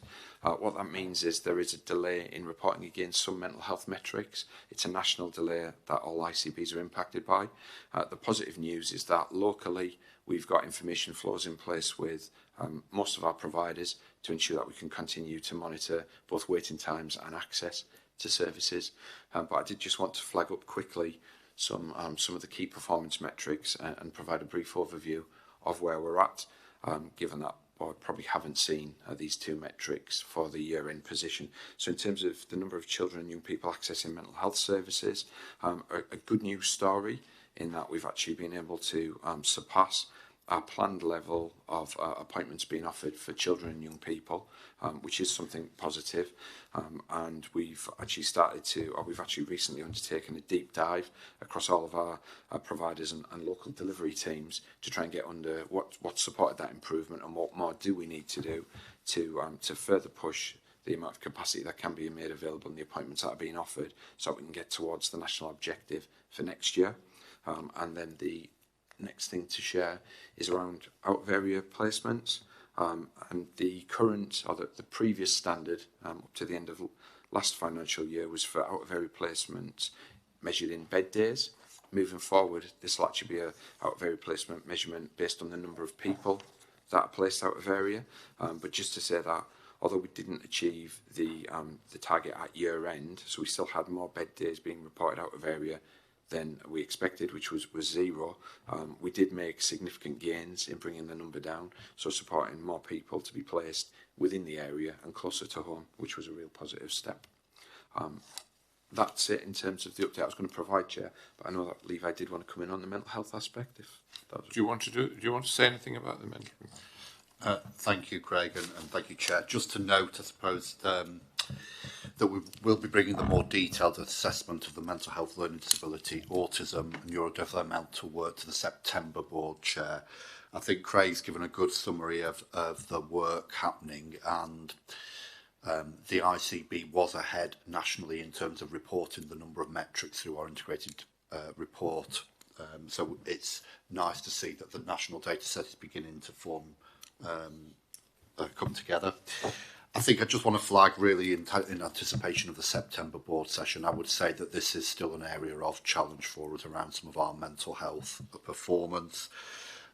We do see some challenges in some areas. As an example, from 2019 to 2024, we've seen a tenfold increase in children and young people's neurodiversity referrals from 100 a month to 1,000 a month. And we see similar pressures in adult ADHD and autism going from about 250 a month to 1,000 a month. So this week we are working particularly with our two main providers, CNTW and CHUV, but also other partners, really to scope out the large-scale transformation work that we're going to need to undertake here. The system we've got is designed to deliver what it delivers. Simply putting in more resources is not the solution. So I'm hoping by the time we come to the September board, we'll be able to give some assurance around the more detailed transformation work. We'll throw it open then to questions and comments. Mike. Thank you for the report. One of the really positives, I say, is the elective care section, which is genuinely improving across the board. We're getting to that point of approaching the point of people not waiting more than 65 weeks. And we seem on target for that. I'm wondering whether this is the time to start thinking about whether we stretch the indicators to start looking below a year. Waiting a year for any treatment is still a very long time by most people's standard. So whether we start now looking, now we're recovering post-pandemic, to assessing how we're doing at that lower level as well. Yes, thanks, Mike. The focus isn't just on the 65 weeks, so we've continued to hold the position that obviously the constitutional standard is that no patient should wait more than 18 weeks. We're working with all of our providers to try and bring down waiting times as quickly as we can. In essence, the 104-week backstop, the 78 weeks, the 65, they've been staging posts to bring us down towards that. We've continued to track and monitor the number of over 52-week waits. And again, as we move towards 65 weeks, our attention's already turned to how do we start to eliminate the tail beyond 52 weeks, in the hope of that at a point in time we will get back to that 18-week standard. But it's not going to be a quick fix. It's going to take a period of time, possibly years, to get to that point. Thank you. Dave Gallagher. Thank you, Chair. And John alluded earlier to the challenges that we've got within dental, and it's highlighted in the report here. As the report suggests, we're actually implementing the current National Recovery Programme. Choose the word current very carefully. One of the challenges that we've got is we've still got a number of handbacks, contracts being handed back. As fast as we're looking to get new contracts there and new procurements, then people are handing the contracts back. So it's made us think we need to change tack on this a little bit, which we're busy working on at the moment. We're keeping close nationally to see what might be coming out of the new government in terms of their approach. And that's very much a focus on access to urgent dental care. So we've got an example of this that we've got in place now working in Darlington. We've got an urgent dental access clinic running. We've got one we're planning to implement in Carlisle in September, but we're looking to actually increase that model, so we try and strategically place them across North East North Cumbria. Having visited the UDAC Centre in Darlington and talked to the staff there and the patients, it looks like absolutely the right thing to do, and it's giving access to people who have urgent dental needs to go in, be assessed, be treated, the full course of treatment, and then they move on. So lots of work to be done on that. We are challenged though in that that's a different currency. So the issue that's highlighted in the report in terms of the UDACs, these dental access units, looks at the planned care rather than the urgent care. So the urgent care that we're looking at is paid on a sessional basis. It's the right thing to do, but we're working closely with Craig and his performance team to make sure that we get the currency right in the metrics, so we actually measure the success that we've got as we progress forward. So more to come on that. We'll bring something back to board later in the year when we've got that developed a little bit further. Thank you very much. John Pearce. Yeah, thank you, Chair. I just wanted to comment on the referrals into the children's neurodevelopmental pathway, and I think the work that we probably need to do there as a system to try and address a different way.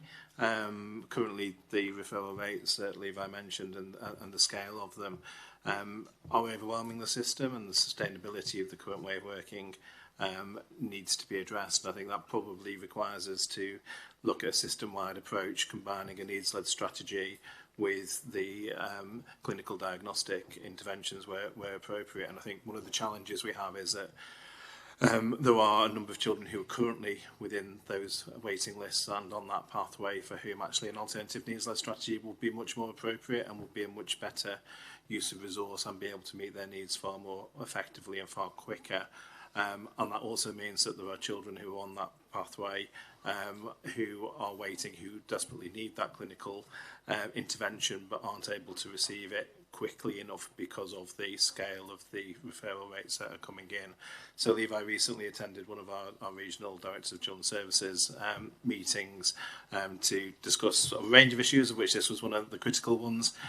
We know, and in Durham, we've just recently had an area inspection from CQC and Ofsted on special educational needs and disabilities provision, and that report hasn't been published yet, but I think unsurprisingly one of the challenges that we'll need to plan for coming out of this is the waiting times around neurodiversity pathway. So I think there's an opportunity here for us to come together as a system and look at a very different way and approach that will ultimately meet children and young people's needs better, and overlay the strengths that we all have and the differences we all have at place with the regional interventions and the clinical inputs from the two big providers that are going to need to be on a more consistent across the patch. But actually, all of us are seeing the same challenges, so we genuinely need a different way and a different approach. Do you want to comment on that specific, Sam, before others come in? Thank you very much, John, for that. Yes, if I could, Chair, I completely endorse that, and I know that's something Levi and the team completely support as well. I think one of the things we need to jointly commit to across the system is what specific steps and actions we're going to take. I think this is something where it feels a bit like we've been admiring the problem, having lots of discussions about, and the bit we are struggling to move into is concerted collective action. So I think for us as an integrated care board, and I know this would have the support of the Directors of Children's Services as well, working as a wider health and care system, being very specific about the shared collective actions we're going to hold ourselves accountable for to do exactly what you've just described, John, which I certainly fully support and endorse, is really needed now. And I wonder, Chair, whether or not this is something we could put a little bit more under the spotlight through our future board meetings. Okay, thank you. Eileen. Can I ask a question relating to infection prevention control under the core safety metrics? When I was chairing quality and safety, we were often looking at metrics around this flashing red. They're still very, very red. I know that there were reports on having huddles and plans on a page, and I recall asking, when will we know whether those huddles and plans are going to lead to any change? And it still looks like under infection prevention control, things are still not where they ought to be. This is an area where we can exert some control. So sometimes our events are against us, but here this is a place where I think we can exert some control. So it'd be really helpful to understand what specific can we do now to really address this. Craig or David Purge, do you want to comment on that? So it's coming to the next board meeting, Eileen. So there's a focus on IPC planned for the next board meeting. We have done all the plans on a page. We've done all the peer review visits. And so the learning has been shared, but we'll do a focused at the next board. Thank you, Alex. Kent. Thanks. So just to echo some of John's points, I think I wonder if the data actually reflects the level of work that is actually happening in the sort of CYP mental health space. Certainly education are doing way more than they've ever done, and actually picking up a lot of those children that historically would have been seen in mental health settings. And actually it's working really well in some areas. We definitely need a system approach, and I think there's learning from areas that have been early adopters of those models, and I'd definitely be very keen to support that work from a CYP perspective moving forward. Okay, thank you. I think that's all the... Anybody? Oh yes, Sir Pally, please. Just a comment. Looking through the data, colleagues will note that there were 1.7 million consultations in general practice in 1 month. By extrapolation, that's 20 million a year, which works out at 7 consultations on average per person in our ICB area. This is a rising trend, and it's something we need to be aware of. It also reinforces how hot general practice is running. 20 million consultations a year for 3 million people. You know, should anyone think that GPs are always on the golf course, then they're doing an awful lot of work on the golf course. And you shared with me some data on the comparable figures for other countries. You want to briefly mention that? Sure, yes. Our friends in Europe have far higher consultation rates with general practice. In France, the rates are twice that ours. And in Germany, I'm told there are, on average, it's 20 consultations per population, per person, with doctors. So in the UK, the trend has been steeply upwards in the last 10 years, particularly in the last 3 or 4 years. And I think this points to a great need for us to project these figures, to accept them, and to prepare general practice for this. Perhaps we have been guilty of simply saying that people are over-consulting and that we ought to have strategies to prevent them from coming unnecessarily, whatever that word means. But I don't think that we can buck an international trend in terms of increasing consultations with doctors. There are many reasons for that which we needn't go into. I think it's a social phenomenon for which we need to prepare for the future. And how do you think, or how does anyone think the message we give to patients, don't go to the hospital if you can be seen by your GP? So a general trend to try and divert people out of hospitals into primary care, is that likely to increase the pressure and make things even more difficult? I think you're right. I think there are 3 underlying factors. I'm only speculating as I've not had the chance to research this. I think there's a social trend towards earlier consultation, and this has been fueled by our overall awareness that early symptoms of disease should be mentioned and caught early. If you see TV advertisements about coughs and so on, that gives you a flavor of an overall feeling that the sooner things are picked up, the better for you. And this is probably a good thing in terms of the earlier detection of serious disease. I think, secondly, there has been a change, a generational change in the way people consult doctors. I feel we are no longer living in a society where the stock phrase was mustn't grumble. I think there's been a change from the 1950s, 60s and 70s to one where people expect a greater level of immediacy and an explanation for the way they feel. And thirdly, as has been alluded to, I think there has been a huge rise in the acceptance and definition of mental health problems, and this is also driving consultation rates.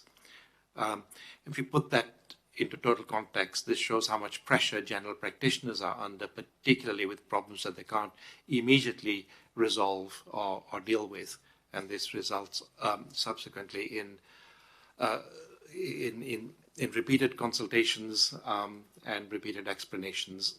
We can go into this in some depth, but we would be fooling ourselves, I think, if we thought that we could create some kind of strategy which would reduce the workload on GPs. World evidence is against that. Well, we can't send them all to hospital. I don't see why. They don't think much of general practitioners sometimes. Mike. Thank you for that, Sir Pally. I think that's an interesting international reflection. I think, Salim, your point about the message to try and divert things to general practice has been something that has happened over the last probably decade, if not longer. And I think general practitioners on the whole are happy to deal with those problems and are happy to see appropriate level things in primary care. I think, as Sir Pally's pointed out, that the problem is that there just isn't enough capacity in primary care to do that. And I think it makes a lot of sense for us strategically to plan for that eventuality, not least because ultimately sending patients to primary care is often the most cost-effective option for us to run as a system. But there does need to be sufficient capacity in primary care to take on that work. Sam? Yeah, I think it's a really interesting reflection, and this is perhaps a broader, a bigger conversation for us to have as a board in terms of both the future of general practice, but also a wider conversation with the public about what their expectations are and how we can do better to support them. And I'm really interested in the evidence that you've mentioned, Pally, and also that perhaps some of those reflections around how society's changed and equally how that's shaping kind of patient behaviour, the public's behaviour and expectations. And I think this is clearly something we are going to have to get underneath some more as a board in order to plan for the future. And I think pharmacies, I think if we had a partner member from a pharmacy around the table, they would also be saying something similar in terms of, are we going too far in terms of kind of what we're diverting there, but the numbers of the workforce. So that your point, Liam, about what messages we're giving to the public are really key here, but it's also how the whole system works together. But underneath this, what is the future of general practice? What does it mean for us here in the North East, North Cumbria, and what is it that our public wants? So I think this is an area we're going to have to do some more work on together. I'm thinking that this, I think, flows very well from our what we're going to be concentrating on in the future with these long-term conditions, or what used to be called chronic diseases. But I think from what I understand and have noticed is that if you look at the three key elements, which are the GP, the hospital, and then the patient, and we talked a bit about allowing the patients to have more power and control over their illness. But as far as I can see, for many diseases, the precise responsibilities of hospital versus primary care are not clear at all. There's a vague understanding of what the hospital does, and there's a vague understanding of what the primary care element is, but there isn't any sort of formal structure to that, and therefore people are in different parts of the ICS, the people that are having more of what would be specialist care in primary care, and in others they're having more of the primary care done in hospitals. And I don't think anybody's properly thinking about this, but this probably should be part of our debates, having a very good meeting where we've listed about 10 things that we need to have on the agenda for a future board meeting. I have difficulty fitting them all.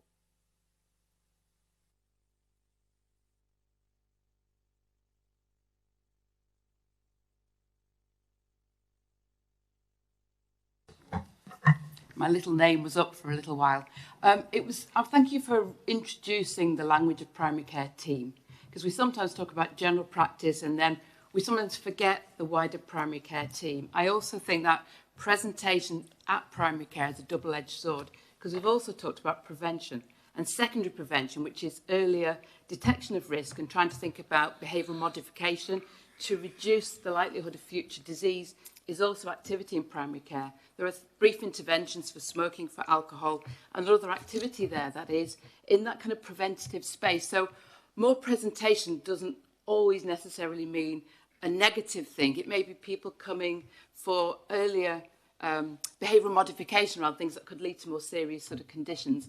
And I think we also need to take a little bit of heart when we look at this. We've got to look at it with, I think, a finer amount of detail.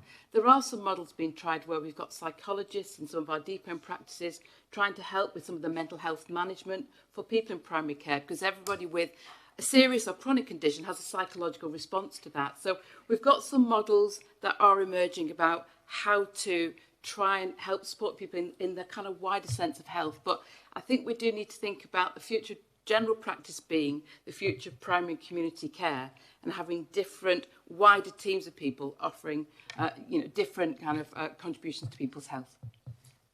Okay, thank you very much indeed. Alex, you wanted to come in?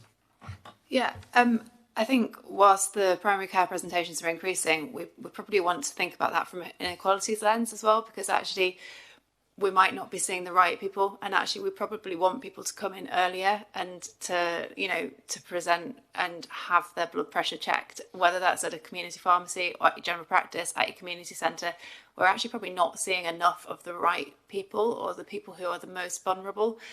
So it would be interesting to maybe look at some of the data. I know we look at it in detail in the various different groups that we have through the ICB, but actually looking at those data packs through an inequalities lens is really important.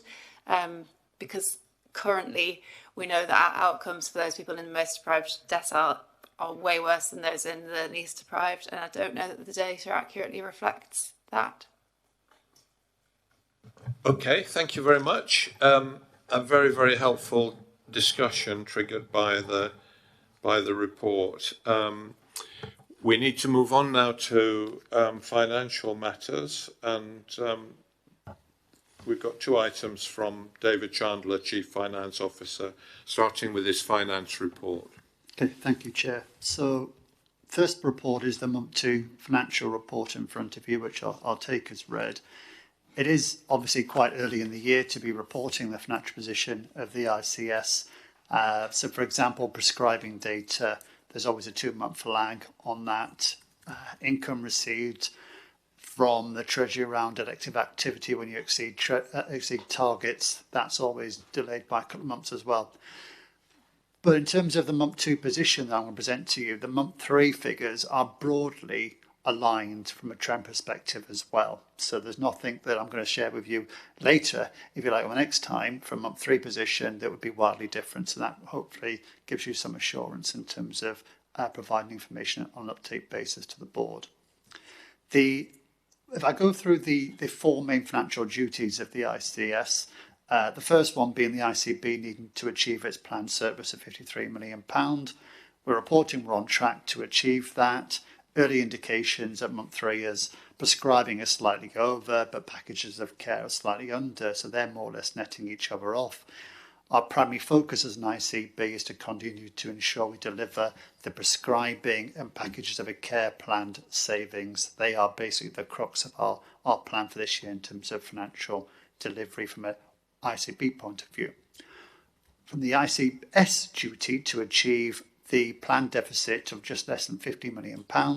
At Month 2, we're just off plan by just over £2 million, and there are 4 items I just ask you to note about that.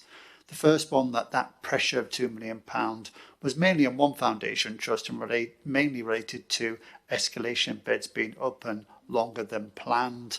That trust has stabilised its position at Month 3. There are significant drugs and devices pressures popping up in some of our trusts, mainly the large organisations. Offsetting that, what we are seeing is elective recovery fund income, where we exceed targets that were set as a system. Income at the moment seems quite strong in that regard, i.e. we're achieving more than planned generally as a system.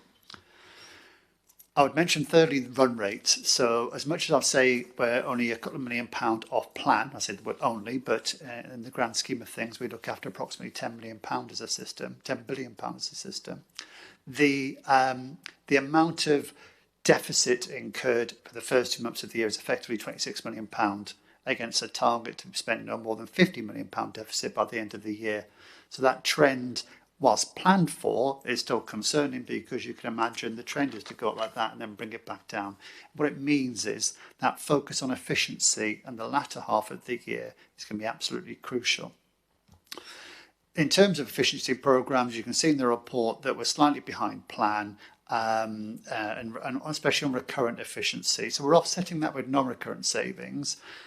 But what I would say is that we are putting more work in place just to make sure we're tracking and identifying is slippage on recurrent efficiency. Is that slippage, i.e. will be delivered, just going to be delivered late, or is it non-delivery of plans that's causing the problem? It's normally the former rather than the latter, but it's important that we're aware of that because it has knock-on implications for future years.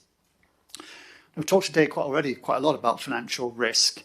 I would remind the board that the plan that we submitted was challenging, ambitious. It included £160 million of unmitigated risk within it. We don't formally track that as an ICS to NHS England until month 4. So the figures you've got there are basically what we had at plan. But we do have oversight processes to actively manage that as a system. In terms of risks, I'll just remind the board that we were expected by NHS England not to include any risks around pay award, the assumption being that there should be national funding for the pay award when it comes down. Sometimes we're shortchanged in that regard, given the way we, given our setup in terms of our pay structures. But generally speaking, we receive what we're expecting from pay award previous years. So that's not part of that risk that I've talked about. We do have a lot of mitigations and processes and arrangements in place to manage financial risk as a system. What I will do is just touch at the end of the report about some of the additional measures we're putting in place as expected and requested by NHS England to maximise our chances of achieving financial plan. The third duty is around capital. That will be challenging to live within our CDAL limits, our capital delivery expenditure limits. But we did have some good news a few weeks ago, which was the £20 million we were asking NHS England for to support Northumbria with its remedial work. That has been approved. So some good news on that. And if you bear in mind that our capital programme is normally around £200 million, £20 million is quite a lot of money. On running costs, we did an awful lot of work as an ICB this year, or last year, sorry, around running costs. We're in a good place, more work to do in areas like estates, but I fully expect us to achieve our running cost target this year. The challenge will be more for the year after, where the target gets a bit more challenging. Essentially, I'll come back to a few final points about the report. I've got 5 points just to share with you. The first one is the report contains an ICB debt management strategy. It's within our SFIs that we have to bring it to board. It's a very standard debt management strategy. Most of you have seen something very similar. The audit committee chair is happy we bring it today and ask you to approve that. I think we'll look to the future to look and see if we can approve that somewhere else in the future. But for this one, I'd ask you to approve that one. In terms of medium-term financial planning, NHS England, as part of our plan, have asked us, and to be fair, all ICSs up and down the country, to develop a medium-term financial plan by around the September-October time. We did one last year, as you're aware. It set out a very challenging picture. The one we want to produce for this September-October time, we're looking to make that to be a bit more sophisticated. And by that, what I mean is to model in some more of the demographic and activity pressures, some of which we've talked about today, to say, what does that look like? It will be quite challenging to produce a medium-term financial plan because at the moment we've got no idea what to expect from an income and allocation point of view for the next 3 or 4 years. So we'll have to base that on some assumptions, but it's better than not doing a plan. In terms of managing this year, there's an awful lot of pressure nationally to manage within the resources allocated to NHS England and to ICBs and ICSs. A number of systems have been identified as being higher risk than others. We are not one of those organisations or one of those systems. However, those systems have been asked to do work to, review their financial governance and financial plans in terms of maximising the ability to achieve those plans. We have agreed as an ICS that it would be good practice for us to do something very, very similar. So we're going to follow a very similar arrangement, which is basically working with internal and external partners to review our financial governance and our financial plans, our PMO systems and the like, just to make sure we're doing everything we possibly can to manage this year's financial challenges. That's a piece of work that we expect to have a turnaround time in terms of these are the opportunities or the areas we want to focus on after about 4 weeks, and then maybe 8 weeks or so in terms of putting measures in place. So it's designed to be quite a quick turnaround process. That has the full support of the entire system. And of course, the outcomes of that we'll bring to the FPI committee and later to board. I've also started work with the ICS Directors of Finance in terms of can we identify other recommendations that we can do that will help manage the resources this year as well as working with other systems in terms of things that they are doing. So there's an awful lot of work going on to maximise our ability to achieve our financial targets this year despite a very challenging environment. And the last thing to mention is we're just on the precipice now of agreeing the COM strategy around the financial recovery and financial sustainability work. I think we're looking to approve that on Friday, I think. So that will help in terms of sharing that and working with the general public in terms of what we're doing and why, what that means for you. So that's all I wanted to go over, Chair, and I'm more than happy to take any questions. Thank you, David. Are there any questions? I know the committee chairs have looked at all of this, so I think we've got the assurance there. And the specific decision and endorsements on the debt management strategy, David, the other things are just to note progress. Yeah, the debt management strategy approved, and the rest is noted. Okay. Is everybody happy with that then? Thank you. So the final item before lunch then is also yours, and Claire's involved in this one as well. It's the ICB financial delegation and financial limits update for 2024-25. Thank you, Chair. And hopefully this paper is quite straightforward. It follows on from comments that Sam was making earlier in terms of delegation of autonomy on authority to place arrangements. Hopefully what you can see in the report there is we are proposing, following consideration at Audit Committee, to increase autonomy and authority within a number of committees or subcommittees of the ICS with the exec director leadership within those. So if I give you the example, place-based arrangements historically would have the ability to make decisions up to £1 million. That's going to be exceeded to £5 million if we accept today's report. And the primary care subcommittee as well having a similar level of autonomy. That would just make working arrangements simpler at an executive level, but also gives more arrangements in place at like a place level where decisions need to be made. What it doesn't do is override the arrangements we've got that we had to put in place given the acceptance of a deficit plan by the NHS England for the ICS of £50 million.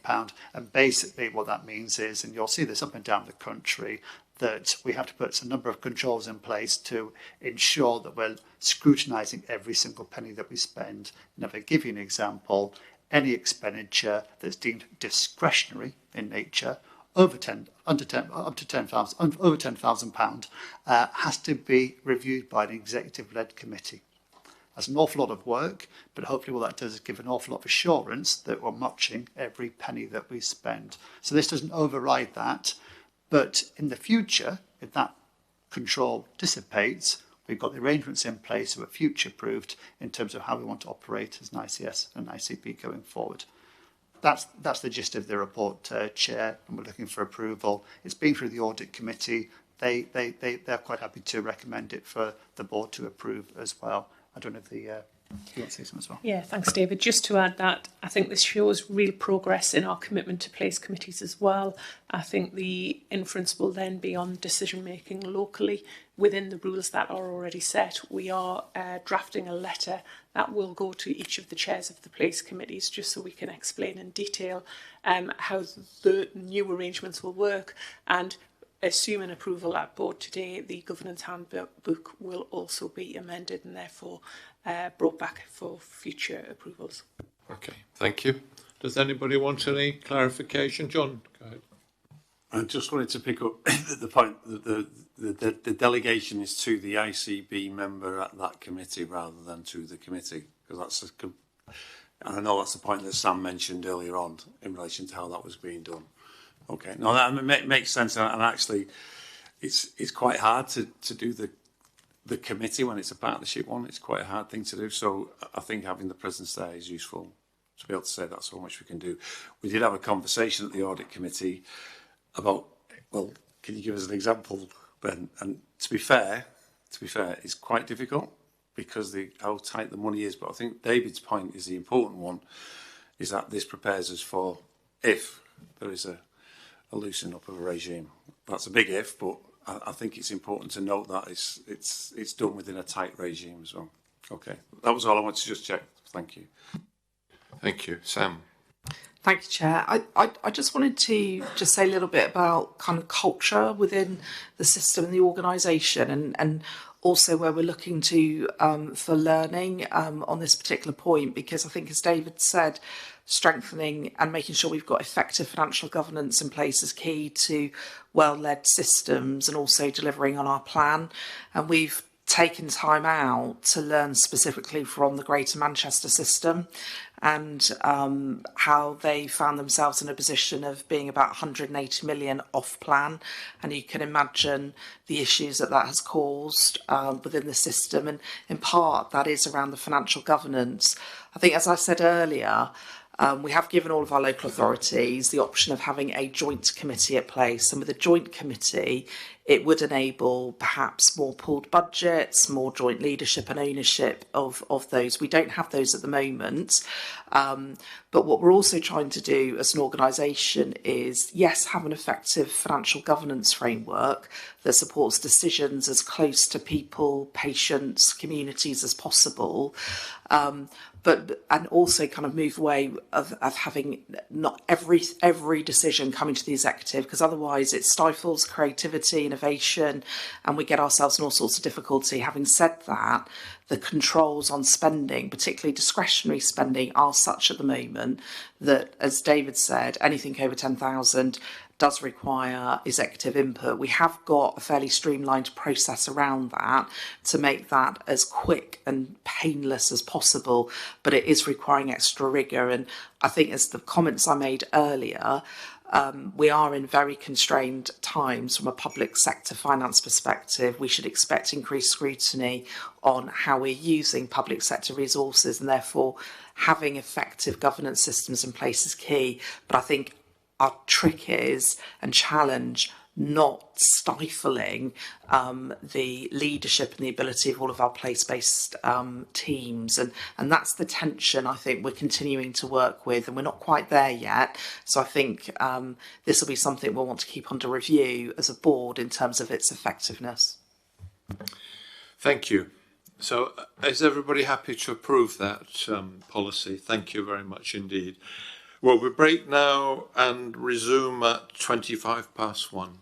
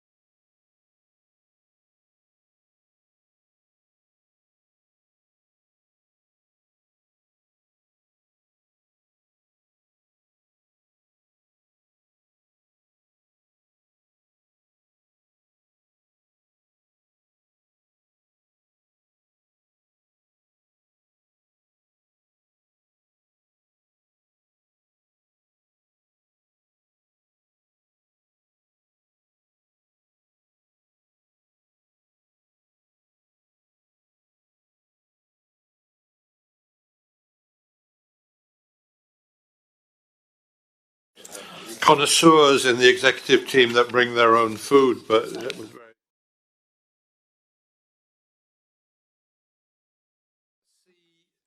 The IT will let us on. Yeah. Okay. So we're continuing. Sorry, we're continuing the Integrated Care Board for North East and North Cumbria's meeting, and we're coming now to the agenda item on the Integrated Care Systems Infrastructure Strategy for 2024 to 2034, and Graham Evans, Chief Digital and Infrastructure Officer, is going to start this, and joined by James Duncan, Chief Executive of one of our foundation trusts. Welcome, James, CNTW. So who's going to start, Graham? Go ahead. Thank you, Chairman. So, colleagues, the paper in the pack, along with the appendices in a separate pack, are in response to the NHS England request for all integrated care systems to produce a 10-year infrastructure strategy that needs to be aligned to national policy and also, where appropriate, local strategies. And in our case, that's the Better Health and Wellbeing for All strategy. The strategy itself contains a range of components, principally around estates, investment, digital data and technology, the net zero and sustainability, and also our major equipment programme. The process started, in our case, as far back as last November, when we were aware of a likely request from the centre to produce a strategy, but we didn't have any detail.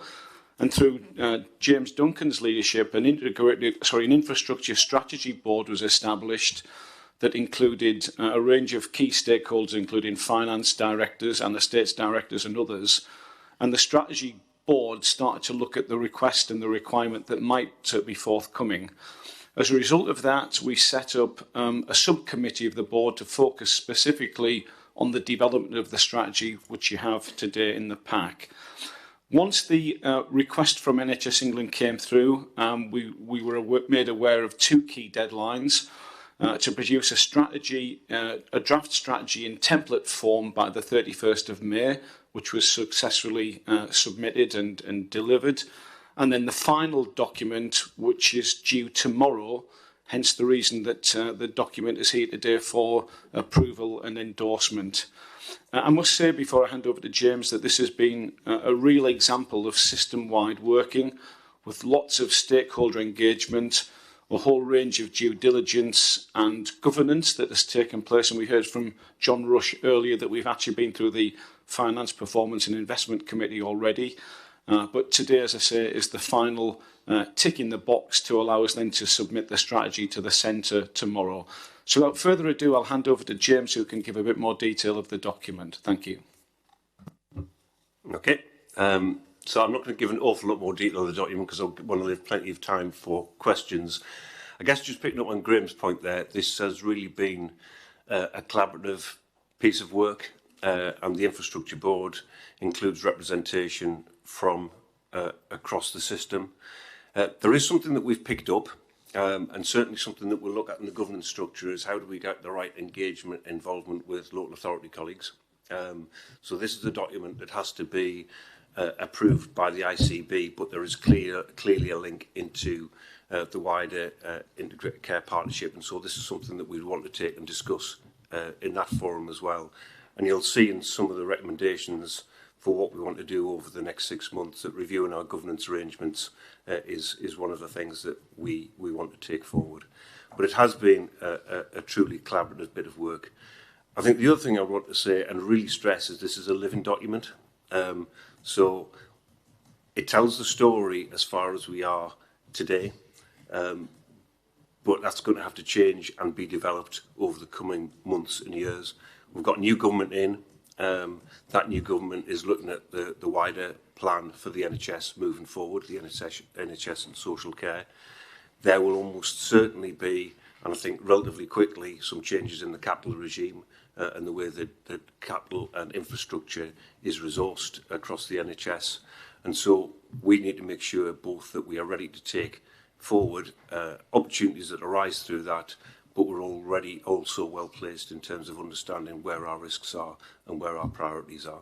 So we've got further work to do in terms of as those details emerge and as our clinical strategies get more developed around ensuring that this infrastructure strategy follows behind those rather than leading the way. So I'll leave it there and I'll open it up to questions. Okay, we'll open it up for comments and questions. There's a lot of interesting statistics in here, I must say, with the my memory of when I was in Chief Executive of the Northern Regional Health Authority.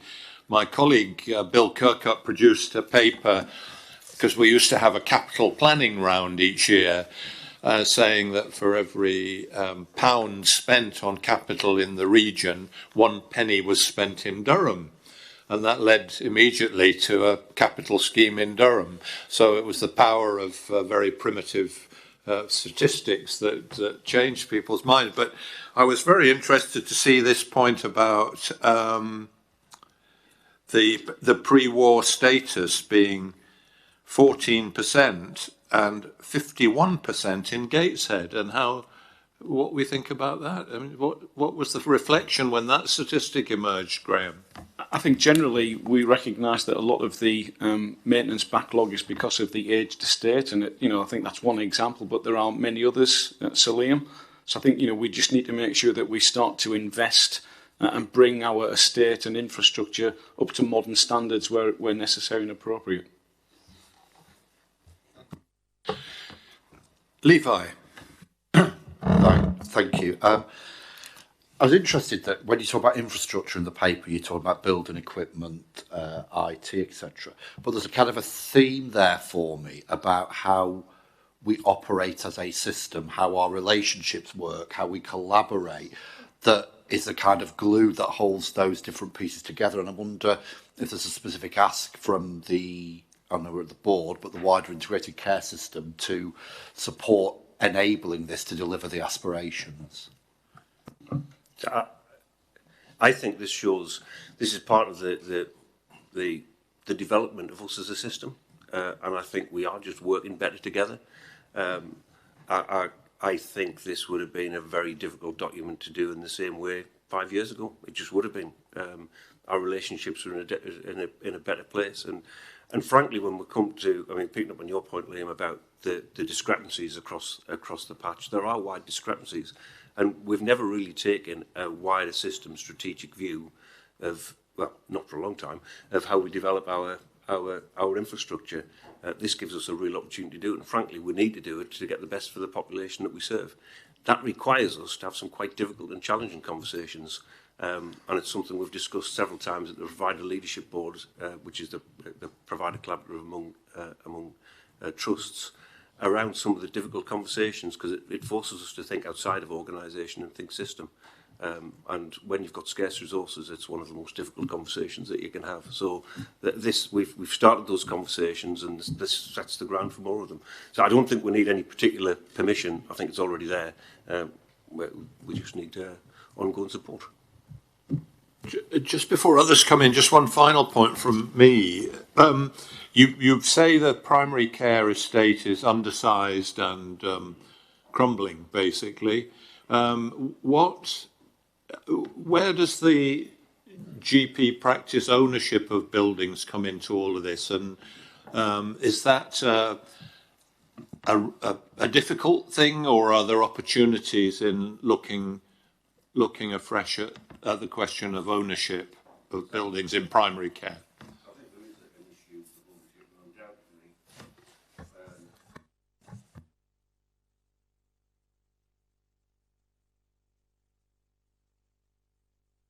Turn that off. Sorry. The quality of the GP-owned estate is less good than the average of the estate. So that's one issue. I think the other issue about the estate being overstretched, at the same time we have a estate which is hugely underutilised and costing us around 18 million a year for a estate that is not being used effectively.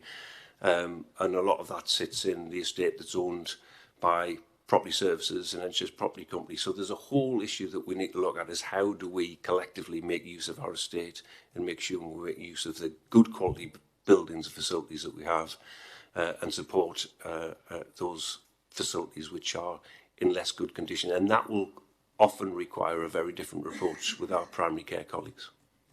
Thank you. Sam. Thank you, Chair, and James, thank you for your leadership of this as well. I think it's such a good example of using the capability across our system of our senior leaders. So it's great to have you leading this. It's probably too early, James, given the Chancellor's announcements yesterday around a review of the new hospital programme, but I'm minded that about £500 million worth of investment at the moment we're relying coming from national schemes. And those are to support things like replacing maternity at James Cook, the Shotley Bridge Hospital, the Children's Heart Centre at the Freeman. We have just had the business case approved for the medicines manufacturing unit, and of course improving and upgrading our theatres, clinical and clinical care as well. And there are other schemes. I'm just wondering, kind of, when do you think we'll be in a position to assess the risk to our local schemes and perhaps an update to board?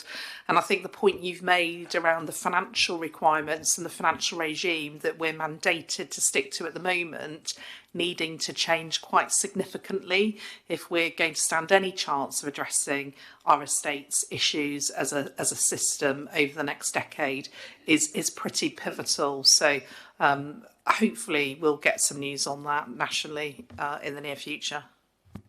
So thanks, Sam. I see this as a real opportunity, to be honest, because the capital funding regime has really been ineffective for at least 10 years. And I think there's a realisation that needs to change. I think that means the market will open up, and I think that's a good thing, because we need to have the opportunity to innovate. We need to have the opportunity to bring in alternative sources of finance, and we need to use NHS funding as well as it can possibly be done. I think this gives us a good grounding. But if we kept with the current regime and the current mechanisms of funding capital, we would have a really significant problem here. That's what this document says. We've got less than half of the funding that we think we need to have available. And there are things that aren't even included in this document which will be developed. It isn't radical enough by any means about the reorganisation that we need to go to, how we really move to a preventive model, how we really move from hospital to community. It doesn't really tell us those things because we haven't got the information to do it yet. So I think a change in the capital regime is exactly what we need. I think it's what we're going to get. I would really like the opportunity to come back here, probably in about 6 months, really, Sam, because this, as I say, it needs to be a living document, and I think it would be good for us to update. This is where we are. This is how we're looking to take advantage of the opportunities that are emerging, and this is where we see the risks as well. Dave Gallagher. Yeah, thank you, Chair, and thanks, James and Graham, for the work on this and everybody else.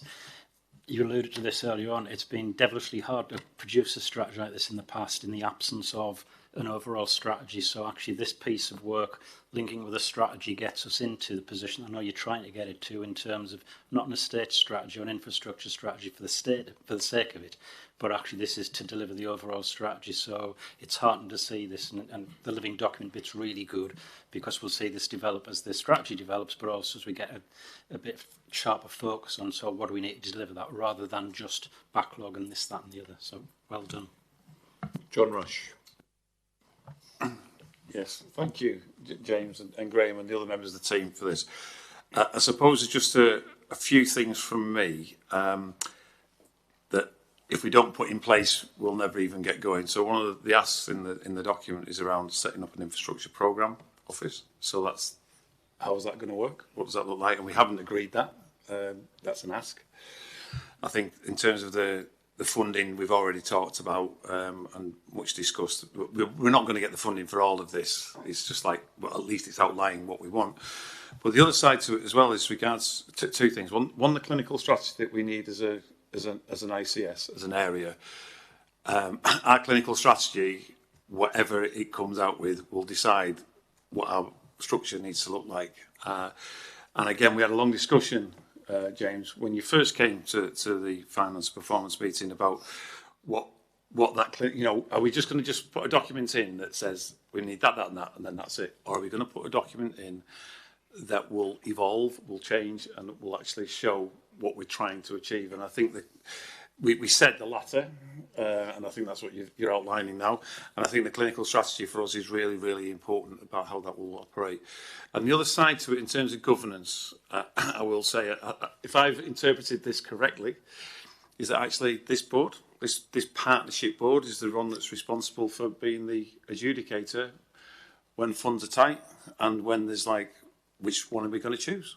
Which one are we going to choose? And I think that's really important for us as a board, because there's times where we do have to perform that role as a board to say, we haven't got enough money, we can only do 2 out of the 7 that are being asked, that's why we're doing it, and do that in an open and transparent way. Now that, across this area, was quite unusual in the past, so I know that that sounds very basic in terms of governance, but I actually then think it does link it back to the point I said before, that if we get our clinical strategy right, we will be basing those decisions on what it is that we want to achieve as this area with our community based on that clinical expertise that we've discussed. So I think this is why it's quite fundamental strategy. And I know it is a strategy, but it does outline it really, really well. And I'd be really interested from my perspective when we get up and running and go, when are we going to make those decisions? How are we going to do it?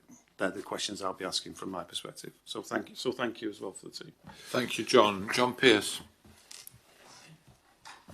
Thank you, Chair. I think it's a really, really good strategy, and I suppose my question is about the opportunity that you touched on in the introduction about how this could be expanded out across partner agencies and looking at one public estate type approaches. I mean, my personal interest in integrating services across communities and children's services, and you know, it provides a real opportunity to look at multifunctional community buildings that will really work for in terms of accessibility and for a lot of service provision, as well as potentially driving greater integration of services across the system. So I think it's excellent documents, but real opportunity to work with the combined authorities and with other public sector partners to build on it and look at where some of that crossover and potential opportunity to bring together capital funding streams to make things possible that might not be possible without that.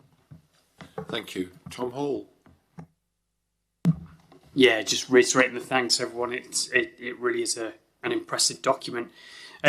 First thing was just to highlight that as a kind of public health family in the region, we are supporting the development of an enhanced healthy hospitals framework via the National Healthy Hospitals Advisory Group. So it'd be really great to kind of link up with you guys and feed in those principles into future designs. I know you touch on that as well.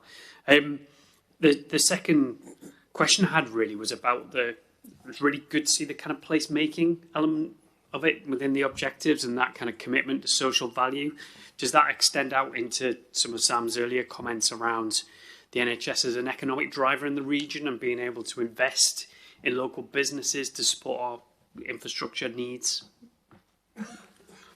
Yes, I do think there are real opportunities here, and this document is only touching on that, on what the potential opportunities are. I think having the 2 combined authorities is a really great opportunity, and we'll see what happens with Cumberland and Cumbria as well. And that placemaking, again, we're probably, well, we are recognising that in the document in terms of the governance and the conversation we have, and we need to reach down. So we need to think about how we reach up here with the combined authorities and at a system and regional level.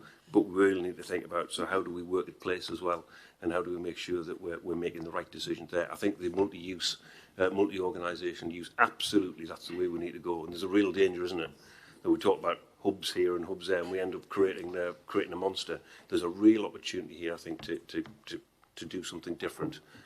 So this sets the baseline. It certainly hasn't got all the answers, but the commitment is there to work through. Jane Robinson. Thank you, Salim. I put mine down because I was going to say virtually exactly the same thing as John.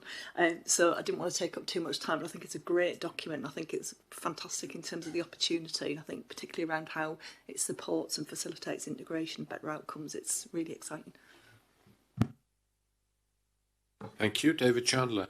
Just to share with the board, Chair, so I mean, I would agree in terms of the quality, the work that's gone into producing the document, also the quality document. We've had an opportunity to compare and contrast to a few, and this definitely stands out as one of the better ones in terms of process and output. The conversation about working with partners, we have started a conversation now. We've got one in the diary, a roundtable with partners in terms of looking at two aspects, which I think will support this strategy. One being what creative things have we done in the past around capital? What lessons can we share across our system? And then secondly, what flexibilities would we like to push on to maximise the ability to create the required investments to enable some of these things to happen? Because we know capital funding is going to be constrained from NHS England, but at the same time, we also know there are opportunities out there that have been taken in the past and probably could be in the future, as long as we get those arrangements correct in place. So I think that we can have confidence that we're going to be working better as a system in terms of finding creative solutions to some of these challenges, but doing that working with partners, including local authority direct finances. Okay. Thank you. Yes, go ahead, Jim. I just want to say something on that, because I think the other side of that, we've talked about the North East, we've talked about the combined authority, investment. The NHS is a really investable place, and I think there's a danger that we get on the back foot and say we can't do this and we can't do that. I think that there's a lot of people out there who want to invest in the NHS. It's whether we've got the proposition right and whether it's directed in the right place. So I think we should see this as a real opportunity, and I really do hope that the government really seizes that opportunity to say, how do we create a good market for health? I think we've seen poor examples of how private sector investment can work in the NHS. I think we'll need to learn from that and learn from the good stuff. But I do think there's a real opportunity here. Thank you very much. Eileen. So I had an opportunity to comment on this before it came to board, and it's a great piece of work. In amongst some of my comments about how much do we focus on improving what we have and updating and upgrading versus how do we redesign for what we need in a future healthcare system that might be a bit different, more community focused and local. But one of the points I made was about void space, and you've already mentioned it yourself. And I'm just wondering, what is our degree of freedom for action quickly on not just hand back, but if we've got £17.8 million worth of money going into space that we don't use, how either quickly can we hand that back or repurpose it in shared arrangements ways to do activity in a more innovative way? So that's quite a complicated answer. A lot of that estate is not owned by us directly. So much of that underutilised estate is operated by NHS Property Services. There are challenges in terms of ongoing discussions nationally around the direction for NHS Property Services. We've had discussions as well, because we've got examples where we have some facilities which, because they've been financed in a particular way, are particularly expensive, and therefore we don't use them. But what we do is we're already paying for them, and we end up actually utilising other buildings. So we're effectively double paying. And what we just need to do, even if we just came up, when we've talked about this, so this is something we can do quite quickly, is just come up with a simpler pricing mechanism that actually encourages people to utilise the estate that we've got. So there's things that we can do quickly, and there's some things that will be a slower burn. Okay, thank you. This has got to go to the NHS England by tomorrow. Are you happy to endorse it so it can go on its way?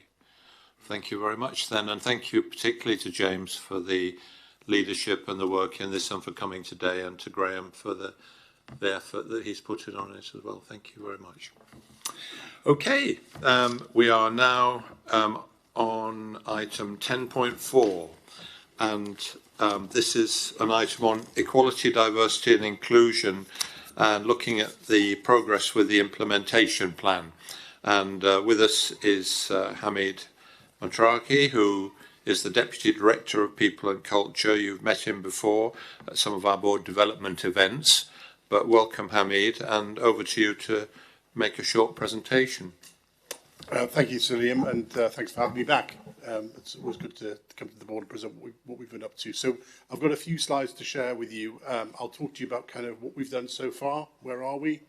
I'll talk to you about some of the things that I've found and I think were important to share with you.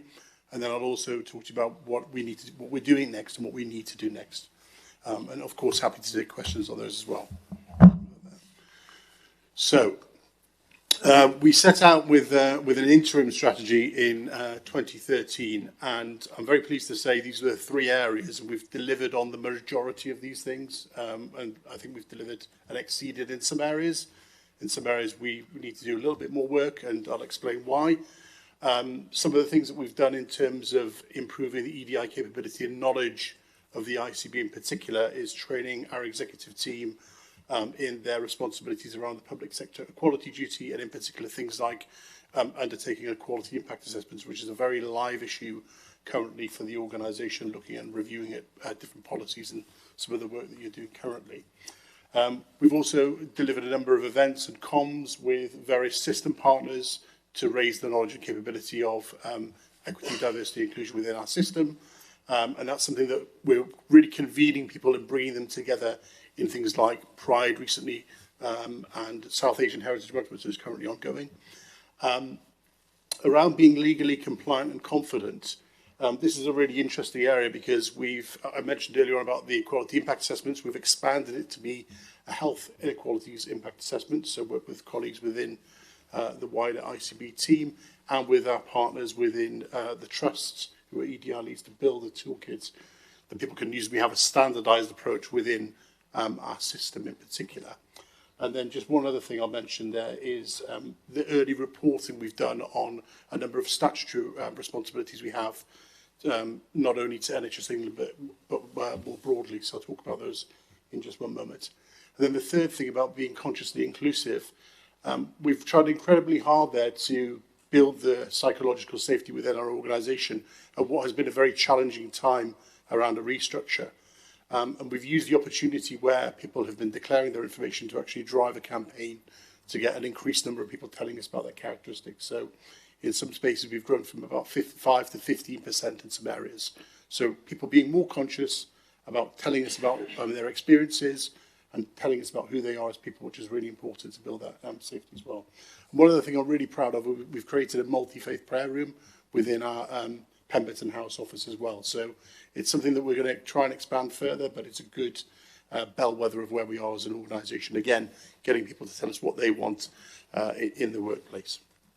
So just moving on, we have had some really interesting feedback as well.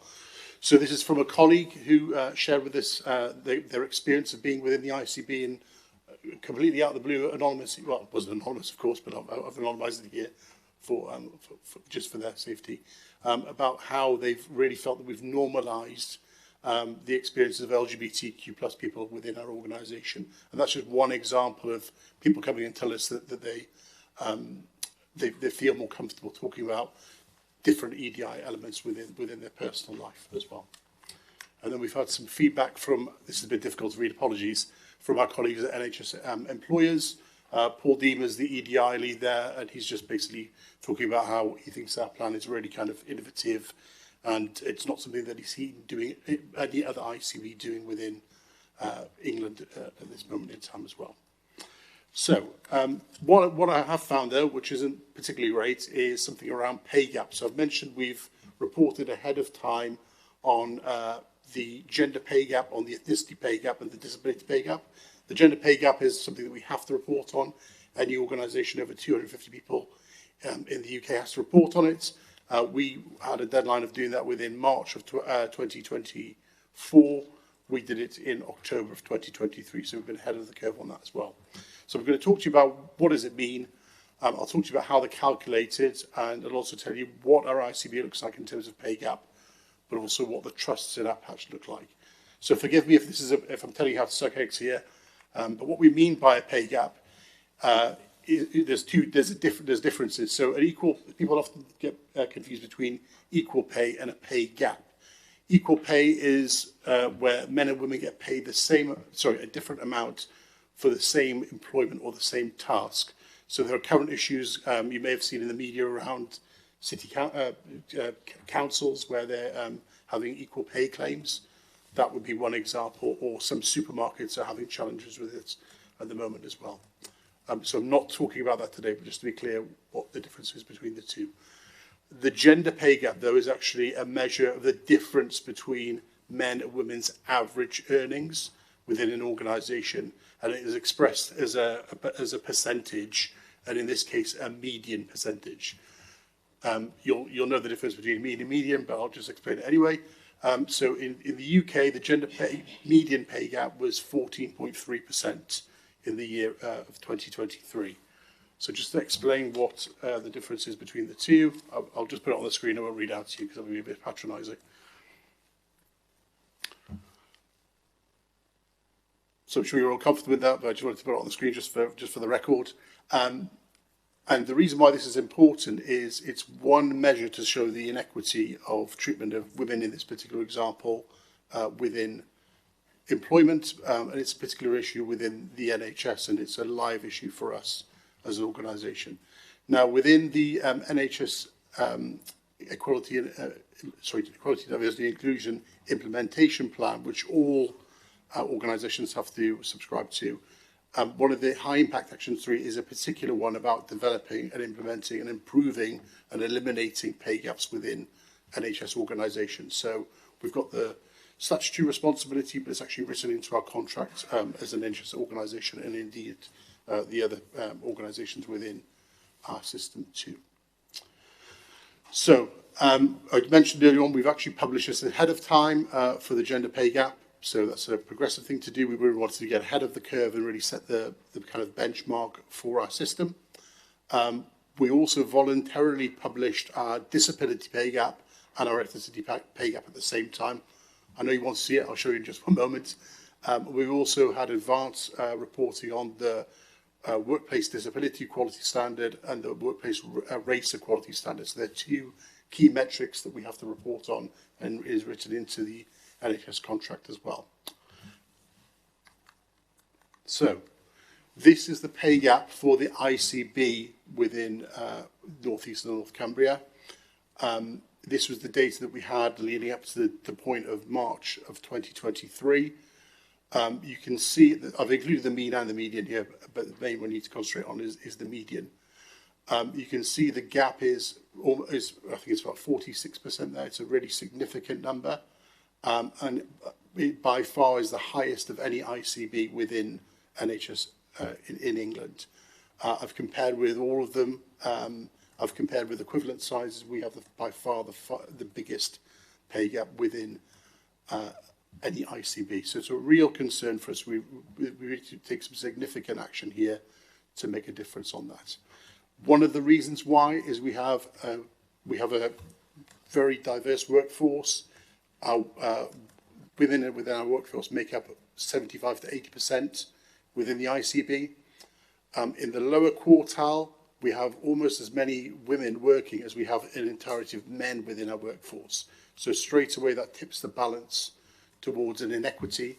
And then as you go through the grades, the bandings rather, in the upper quartile, we have pretty much the majority of men within that cohort. So it really, really tips the balance there.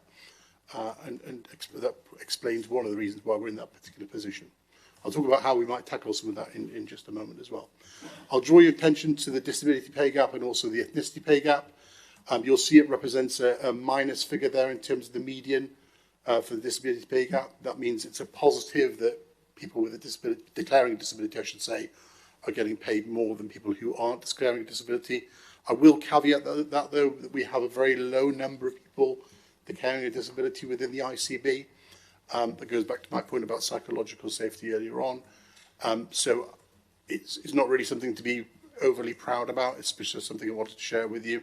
And then just going further down, if you look at the ethnicity pay gap again, it's more favourable to people from a Black, Asian or minority ethnic background.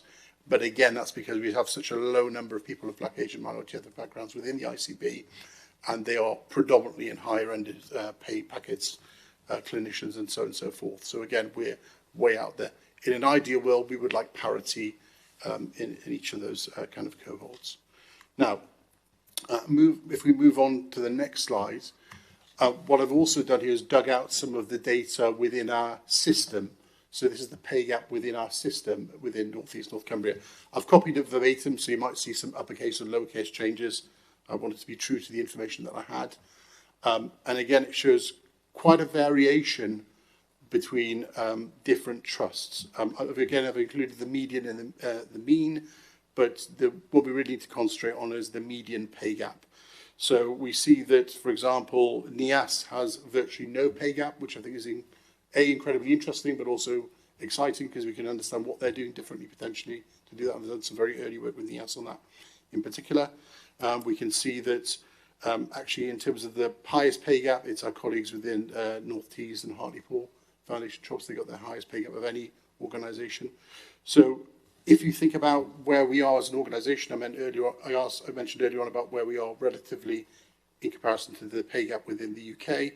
Our median across the ICS is 13.5. So because we have some huge outliers, if you bring that down to the middle, it's about 13.5%. So we are roughly kind of where we would need to be as a system in comparison to the UK, but there are some that are doing incredibly well and some who are doing incredibly less well. Some of the reasons behind this are, again, going back to what I was mentioning before about the kind of roles people are in. So a lot of it can be due to the fact that we have women are mainly part-time. We have a larger number of women who are part-time workers in comparison to men. We also have kind of what's referred to as occupational segregation, where you will find women often working in lower paid, typically what are regarded as lower skill roles. That has a massive impact as well. There are things around what was often referred to as the motherhood penalty, where women are leaving the workforce and then coming back later on, and potentially missing out on opportunities through being a carer is another example. And it's potentially a lack of flexible working policies in organisations as well. So I'm going to move on from this to another thing that I've come across, which I think, again, is quite interesting, is looking at board representation within our system. And you can draw parallels between the pay gaps and representation rates as well. Clearly, if you have people in lower-ended roles, they're going to get paid less.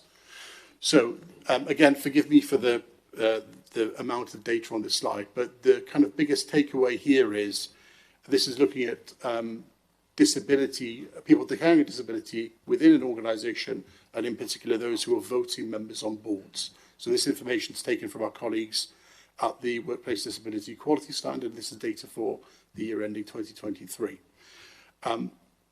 Within our region, we have some of the highest number of people who are disabled within the working age population. So 21% of people declare a disability. That's from census data. However, consistently within our organisation, you're looking at maybe 1 or 2 people who are declaring a disability who are on our boards. In some cases there you see that we have nobody declaring disability. Now, that doesn't mean that people aren't disabled. It just means they're not declaring, but I think we can draw parallels between the fact that people probably aren't disabled and not declaring disability. So it's something to think about. It's something that we need to do better on. If we want to have a more representative workforce to make better decisions, there's lots of evidence behind that. It really needs to start at the top of our organisations and permeate down through the organisations too. Moving on to ethnicity, of a very similar picture within the North East North Cumbria region. About 13.3% of people are declaring that they're of an ethnic minority background. And again, looking at our data there, the vast majority of our organisation have either 0 or 1 person, which is represented as a percentage.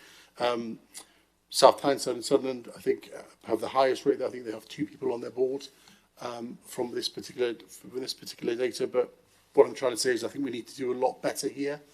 And I think, in particular, when we start thinking about health inequalities and how this impacts different groups of people, you need to have people of different characteristic groups on those boards, informing decision-making and directing and bringing lived experience to the discussion. And then what I've done on the next slide is I've compared with our nearest neighbours within our region. So you can see that we are the lowest in terms of representation of ethnic minority voting board members within our region, and we're the second lowest in terms of disabled people declaring on our boards as well. So again, we have a lot more work to do there for keeping up with our peers within our neck of the woods. And then just moving on, so these are some of the things we're actually doing within the organisation currently, and we will be doing going forward to tackle some of these issues that I've mentioned. And it's really important that we all take responsibility for doing this. It isn't just down to me or a small team of people within the ICB or indeed within the trust or the wider system. So we've set up a positive action pilot. So this is to develop Black, Asian, minority ethnic women within the system with our colleagues within NELA. We're setting up a network of networks for women and allies with the NEAS-CEO. So that's where organisations who don't have a women's network or would like to be part of a wider network can join that to tackle some of the issues we mentioned earlier on.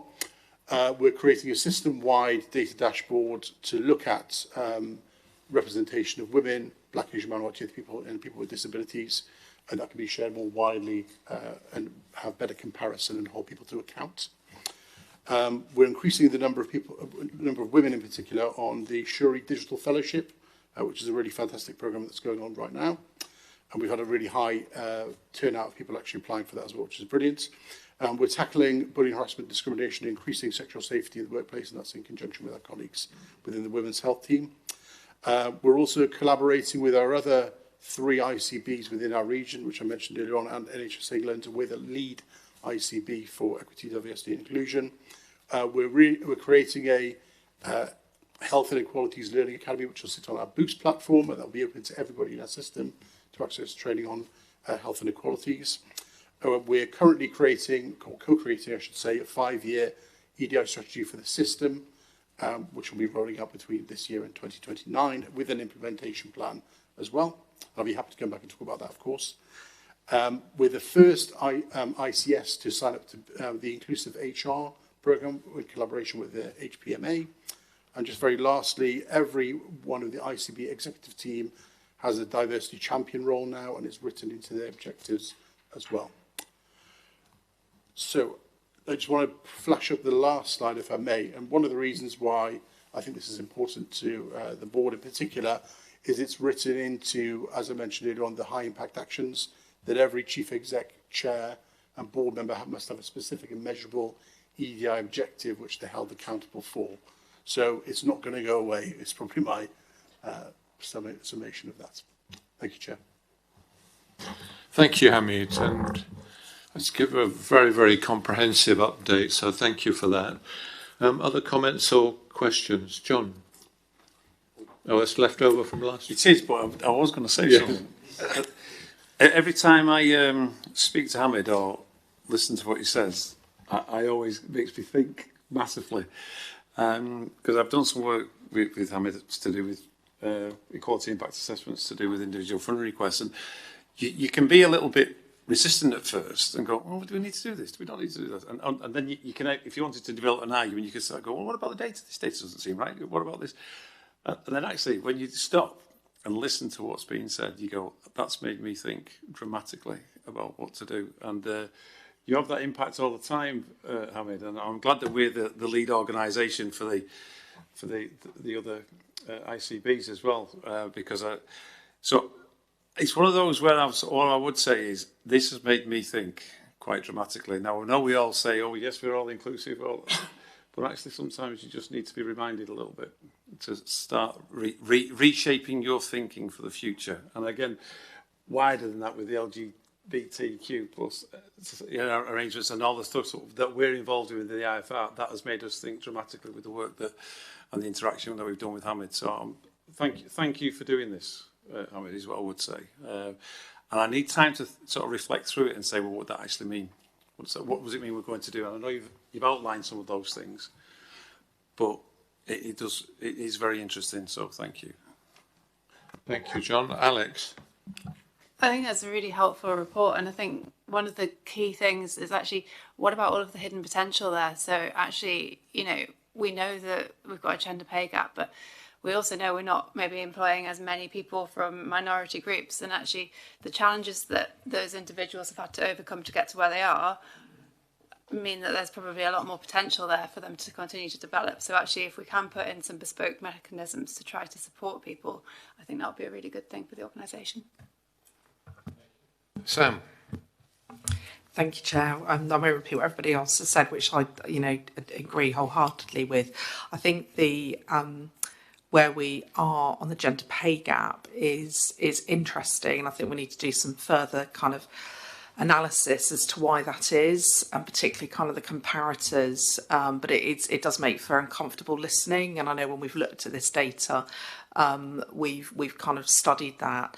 I think one of the factors may well be we are the only ICB out of the 42 that has a substantial part of our workforce in another organisation, and therefore we're not measuring that.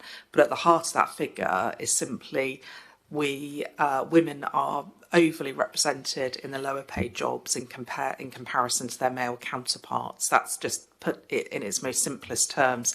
And then when you layer on ethnicity and disability, for some it probably gets a lot worse, but for some it may get slightly better.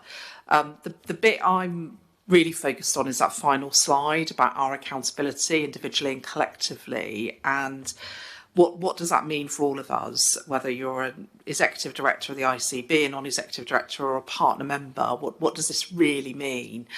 And for me, it's about actually could we share an objective that we all get behind and really support? So when I look at what you've presented, Hamid, the thing that binds us all together is the wider system, how we get wider representation across our system. So one of the things we need to agree as a board is the process by which we come up with those a measurable objective or objectives that are going to further where we are with our EDI strategy. And I think the other thing, and I don't think there is anybody on this board that would question the business case behind this, but it's really simple, which is if we don't have this representation in the most senior decision-making forums, then we're missing a perspective or a voice from our communities. And we know that parts of our community have much higher representation when it comes to aspects like disability and also more ethnically diverse communities as well. So that would be the objective I would back for us to have as a board, and we'd have to think through quite seriously what that meant in practice, but it would probably be a shared endeavour. Hamid, the previous government seemed to be moving away from any suggestion of an organised, coordinated approach to improving on the EDI objectives. Have you had any noise yet from the new government about what their policy is likely to be? For example, the previous government were abolishing or not supporting the appointment of people like yourself with a proper title related to the subject of your work. Is that all going to change? I think there has been positive noises, certainly from the King's speech. They've talked about actually having the ethnicity pay gap and the disability pay gap in a particular approach to tackle some of the issues that we've mentioned. So I think there is a definite change of direction. And they've come out quite early on that as well. So there's the new appointment of the Equalities Minister and Women's Equality Minister as well. It's been a positive thing. So I think we can assume that the direction of travel will be changing. And John and Jane, how do local authorities handle this? Is it done collaboratively with all of you, or just one local authority doing their own thing on it? How does it work? Should I come in? Well, I know, Hamid, when you came to one of our ADAS meetings some time ago, and I think talking to the directors of adult services across the piece, I think in one way we were quite envious having somebody dedicated to that function, because that wouldn't be replicated within local authority areas. It would generally be picked up through our HR function and be part of somebody's role in gathering that information. It was interesting because we do gather and report, as you do, in terms of the gender pay gap. And John might show me up here and say we have covered this, but I haven't seen something comparable in terms of the disability and the kind of ethnic gaps that you've described there, which I thought was really interesting, and I've certainly not seen that in our data. John, I don't know if you have. Yeah, absolutely. I mean, our focus has been on the gender pay gap, which we're again required to publish, but we haven't had the level of data around ethnicity or disability in the way that you have here, which I think is really interesting. And as an organisation, and we don't have that dedicated capacity at a local authority level, which is has been a challenge, and certainly one of the things that has been stripped away over the years as resources have dwindled. I think there's something really interesting we do both as organisations but also as representative bodies. So I suppose what I would add is we've got a lot of information in terms of our own individual organisations, but certainly through my role nationally with the Association of Directors of Children's Services, we did quite a significant piece of work over the last 18 months around our EDI commitments, and I've been doing that as a sort of facilitator and not an employer, but also linked across into ADAS and the other professional bodies, into Solace, which is the Chief Exec's equivalent group, and with the Local Government Association. So there is quite a lot of national work going on across all of those professional bodies at the moment that is looking at quite detailed action plans around our EDI commitments, and I think there's certainly some stuff there that would be really interesting to share and have a conversation. But then that has to be overlaid with our responsibilities as employers and what we do as employers within the system. Thank you. Thank you. David. Thank you. I mean, there is a massive amount of work being undertaken that Hamid's leading. And sometimes when you just see one sentence, it doesn't really tell you the amount of work. So on there was system sign up to #InclusiveHR. So that's a massive piece of work. So Inclusive HR is a social movement, but every single organisation within our system has signed up to do this. And it is around all the protected characteristics. We just talked today around 3 of them, but actually we have a far more greater number of protected characteristics that we need to support staff in their day-to-day activities. So I think it's just to highlight we have got some really leading work being undertaken within the system.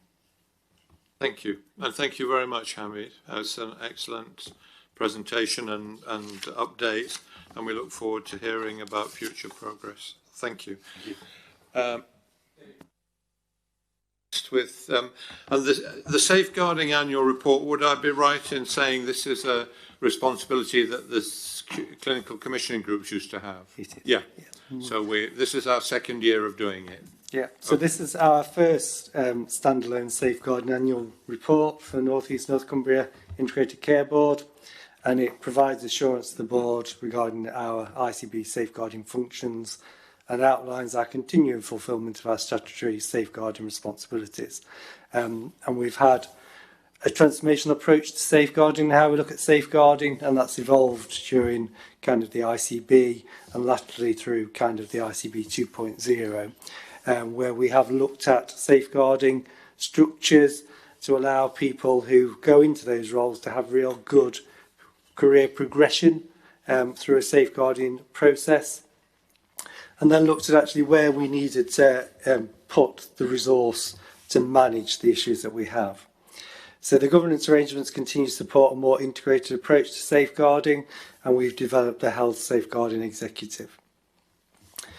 So just in terms of the key elements of this, so the delegated authority in terms of safeguarding is mine from Sam. So I have the statutory accountability for safeguarding and delegated the statutory safeguarding responsibilities to the Director of Nursing, including we now have as part of the new structure a strategic lead director for the statutory functions undertaken by the place designated teams. So this report says that we appropriately have the governance systems in place for discharging our statutory responsibilities with the key legislation. So that's the Care Act from 2014, the Children's Act in 1998 and 2004, Children's Social Work Act in 2017, and then Working Together to Safeguarding Children in 2018. So in terms of our key statutory areas of focus in the report, there's the Child Death Review Statutory Guidance, there's Looked After Children, there's Prevent, which is the Counter-Terrorist and Security Act, and then the Mental Capacity Act. And in terms of the 4 areas of focus within the report, are cared for and care experience, transitional safeguarding, self-neglect, and domestic and sexual violence.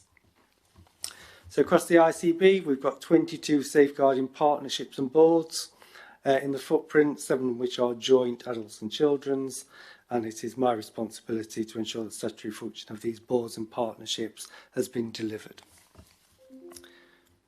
So in terms of assurance, there are key things in here.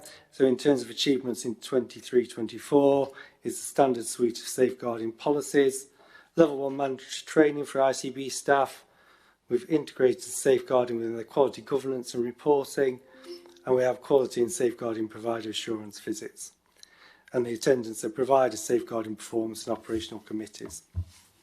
So we are managed by NHS England, and the formal NHS ICB assurance reviews are carried out quarterly via the Safeguarding Commission Assurance Toolkit, and we're fully compliant across all of those standards. So there's been a number of safeguarding reviews through the year, and a number of key themes have come out through those. So they are self-neglect, domestic abuse, coercive control, adult mental health, interest to babies under 1, child neglect, risk outside the home, child mental health and complex needs, a lack of evidence of lived experience. So in terms of our learning and improvement enablers, we've done ICB board level training, we've done public facing awareness in support of prevention and risk of reduction of sudden infant deaths, and then led with Durham University the Eyes on Baby projects, again around multi-agency prevention of sudden unexpected death in children. And then for next year, it's the ambition to support greater system-wide understanding of health-related issues impacting on safeguarding for all of our commissioned service. So just in terms of some additional responsibilities, in terms of exploitation, we now have a dedicated lead for exploitation across the whole of the ICB. And we've this year had the new Working Together document, which looks at ensuring that statutory partners that our multi-agency safeguarding arrangements are progressing in line with the publication requirements by December 24. So we've reviewed the ICB models to ensure implementation of lead safeguarding partners and delegated safeguarding partners across our 6 local delivery teams and the partnership boards they serve. So in conclusion, it's been a time of significant change within the ICB and within the safeguarding environment, but we've increased our delegated responsibilities for specialised commissioning, primary care, dental and pharmaceutical. And as I say, this first standalone report provides assurance that despite all the changes, the ICB has continued to discharge its statutory safeguarding duties throughout this year in relation to safeguarding children, young people and adults at risk. Very happy to take any questions. Thank you. Before we do, should we again ask John and if you've got any comments, John, with your role in the child social care field, and Jane on the adult field, just to put the picture together with your side of things. Yeah, absolutely. Thank you, Chair. So I think it's a really interesting time from a children's safeguarding perspective. You've got the new statutory guidance Working Together that came out December 23 and is just being rolled out, and I think both at place and regional level is understanding the implications of some of the strengthened responsibilities and accountabilities that are in that Working Together, I think is going to be a key piece of work over the coming months. And obviously the 3 statutory safeguarding partners are responsible for implementing that, the local authority, the ICB and the local police force. And also how that links across into whatever comes next for the National Children's Social Care Reform Programme based on the McAllister Review.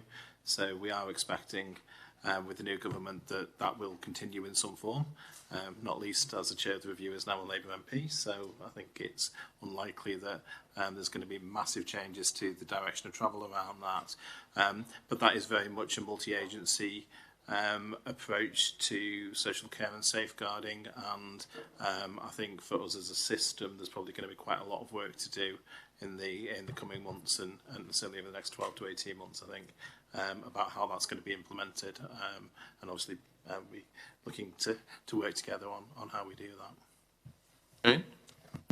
I think just one observation I would make is now that I think 10 out of the 12 North East local authorities are going through their Care Quality Commission assessment processes, and clearly safeguarding's a featured theme within that.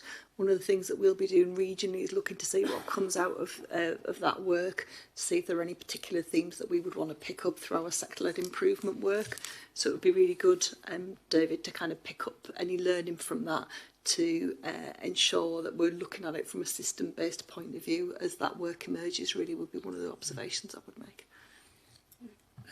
And David, I mean, having looked through the report, it's a very, very complex bureaucracy and governance structure and committee structure and team structure. Have we modified it at all? Because it was putting together 8 different systems, wasn't it, into one?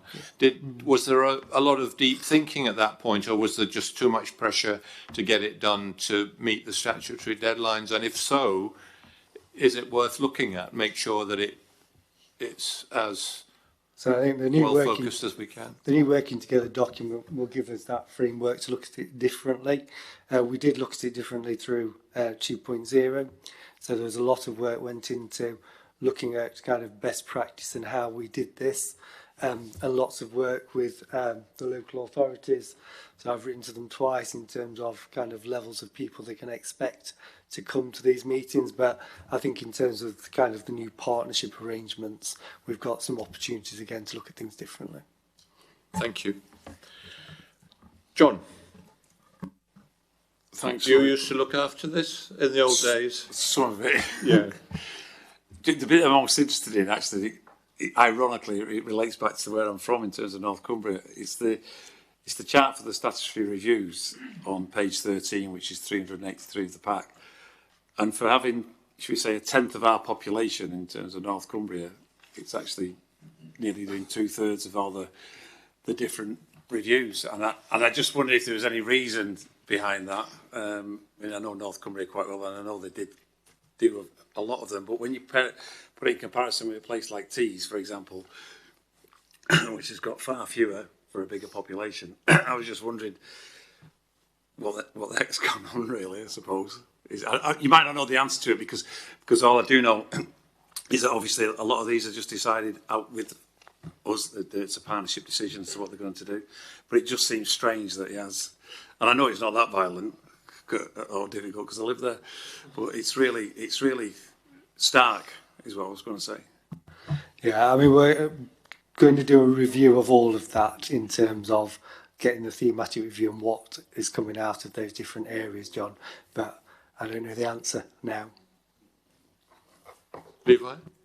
Yeah, very, very briefly, John, because we did have a bit of a look at this at the North Cumbria team. I think what this does reflect is that there's a backlog around some of the domestic homicide reviews, which has skewed the absolute figures rather than longitudinally over time. So we have had a conversation through the safeguarding boards there, and then there's also the overlap with Westmoreland and Furness and Cumberland, which has fudged some of the boundaries a little bit. So, but I'll take it back to the team. We'll do a little bit more digging. Okay, so have we anything to approve here apart from noting that this work's been done, and does it get submitted centrally? We do it quarterly, so no, it's just for the board to note. Okay, so everybody happy with noting it? Thank you very much. And then the next one's yours as well, David. People and Culture Strategy. Thank you for that, Liam. So this is our North East North Cumbria People and Culture Strategy. This piece of work started last May when we had a number of, we had lots of people in this room looking at actually what was our plan for our workforce. So as you can see in that, we've got 170,000 people working health and care in the North East and North Cumbria, including in the voluntary sector. But that doesn't also include the number of people who are unpaid carers and volunteers. So there was a big view of kind of, and this came out, we did this before the NHS long-term plan, to look at actually what were the key things that we needed for our people to make the North East and North Cumbria the best place to work. So we need to just thank the number of people who were engaged in this piece of work and continue to be engaged. So in terms of our partnership, you see on the second slide the number of people who are actively involved, and our People Partnership Committee has over 48 members and is really well attended through health and social care, because we're really cognizant that actually care is much wider than the NHS. So in terms of what the group came up with, there are 6 pillars which form part of the overall strategy of better health and wellbeing for all. So they were around workforce supply, workforce retention, workforce health and wellbeing, system leadership and talent, health equity and inclusion, and then reform. So all of those go to support and strengthen our health and care workforce for the future. So they quite rightly matched the long-term workforce plan, which was around supply, retention, and reform. So we were ahead of the game. So this strategy has been through a number of previous committees, and you'll see through all of them that we've got outcome measures, what the goals are, and then how we're doing it for each of those 6 pillars to make sure it's realistic. It is ambitious as a strategy, but we've got full support from every sector to ensure that this is successful. And I just wanted to thank the team that I work with, and especially Leanne Fennell for all her work in pulling all this together. Very happy to take any questions. Are there any questions or comments? Okay, thank you very much indeed, David, for bringing it to the board. Claire, over to you. Questions from the public. Thank you, Chair. We have received a question from the Save South Tyneside Hospital campaign, but it relates to dentistry. Given that it is not on the agenda, we have formally written a response to the campaign group to respond directly to the question, which links to whether or not the contract for dentistry is fit for purpose and whether or not we are influencing government on that. A copy of the letter that we received, as well as our response, will be on the website this week. Okay, thank you very much. We have one item of other business notified, which is that Dave Gallagher would like to give an update on the fluoridation scheme. Are there any other items of other business anyone would want to raise? Okay, go ahead, Dave. Okay, thank you, Chair. And this is just a really quick plug.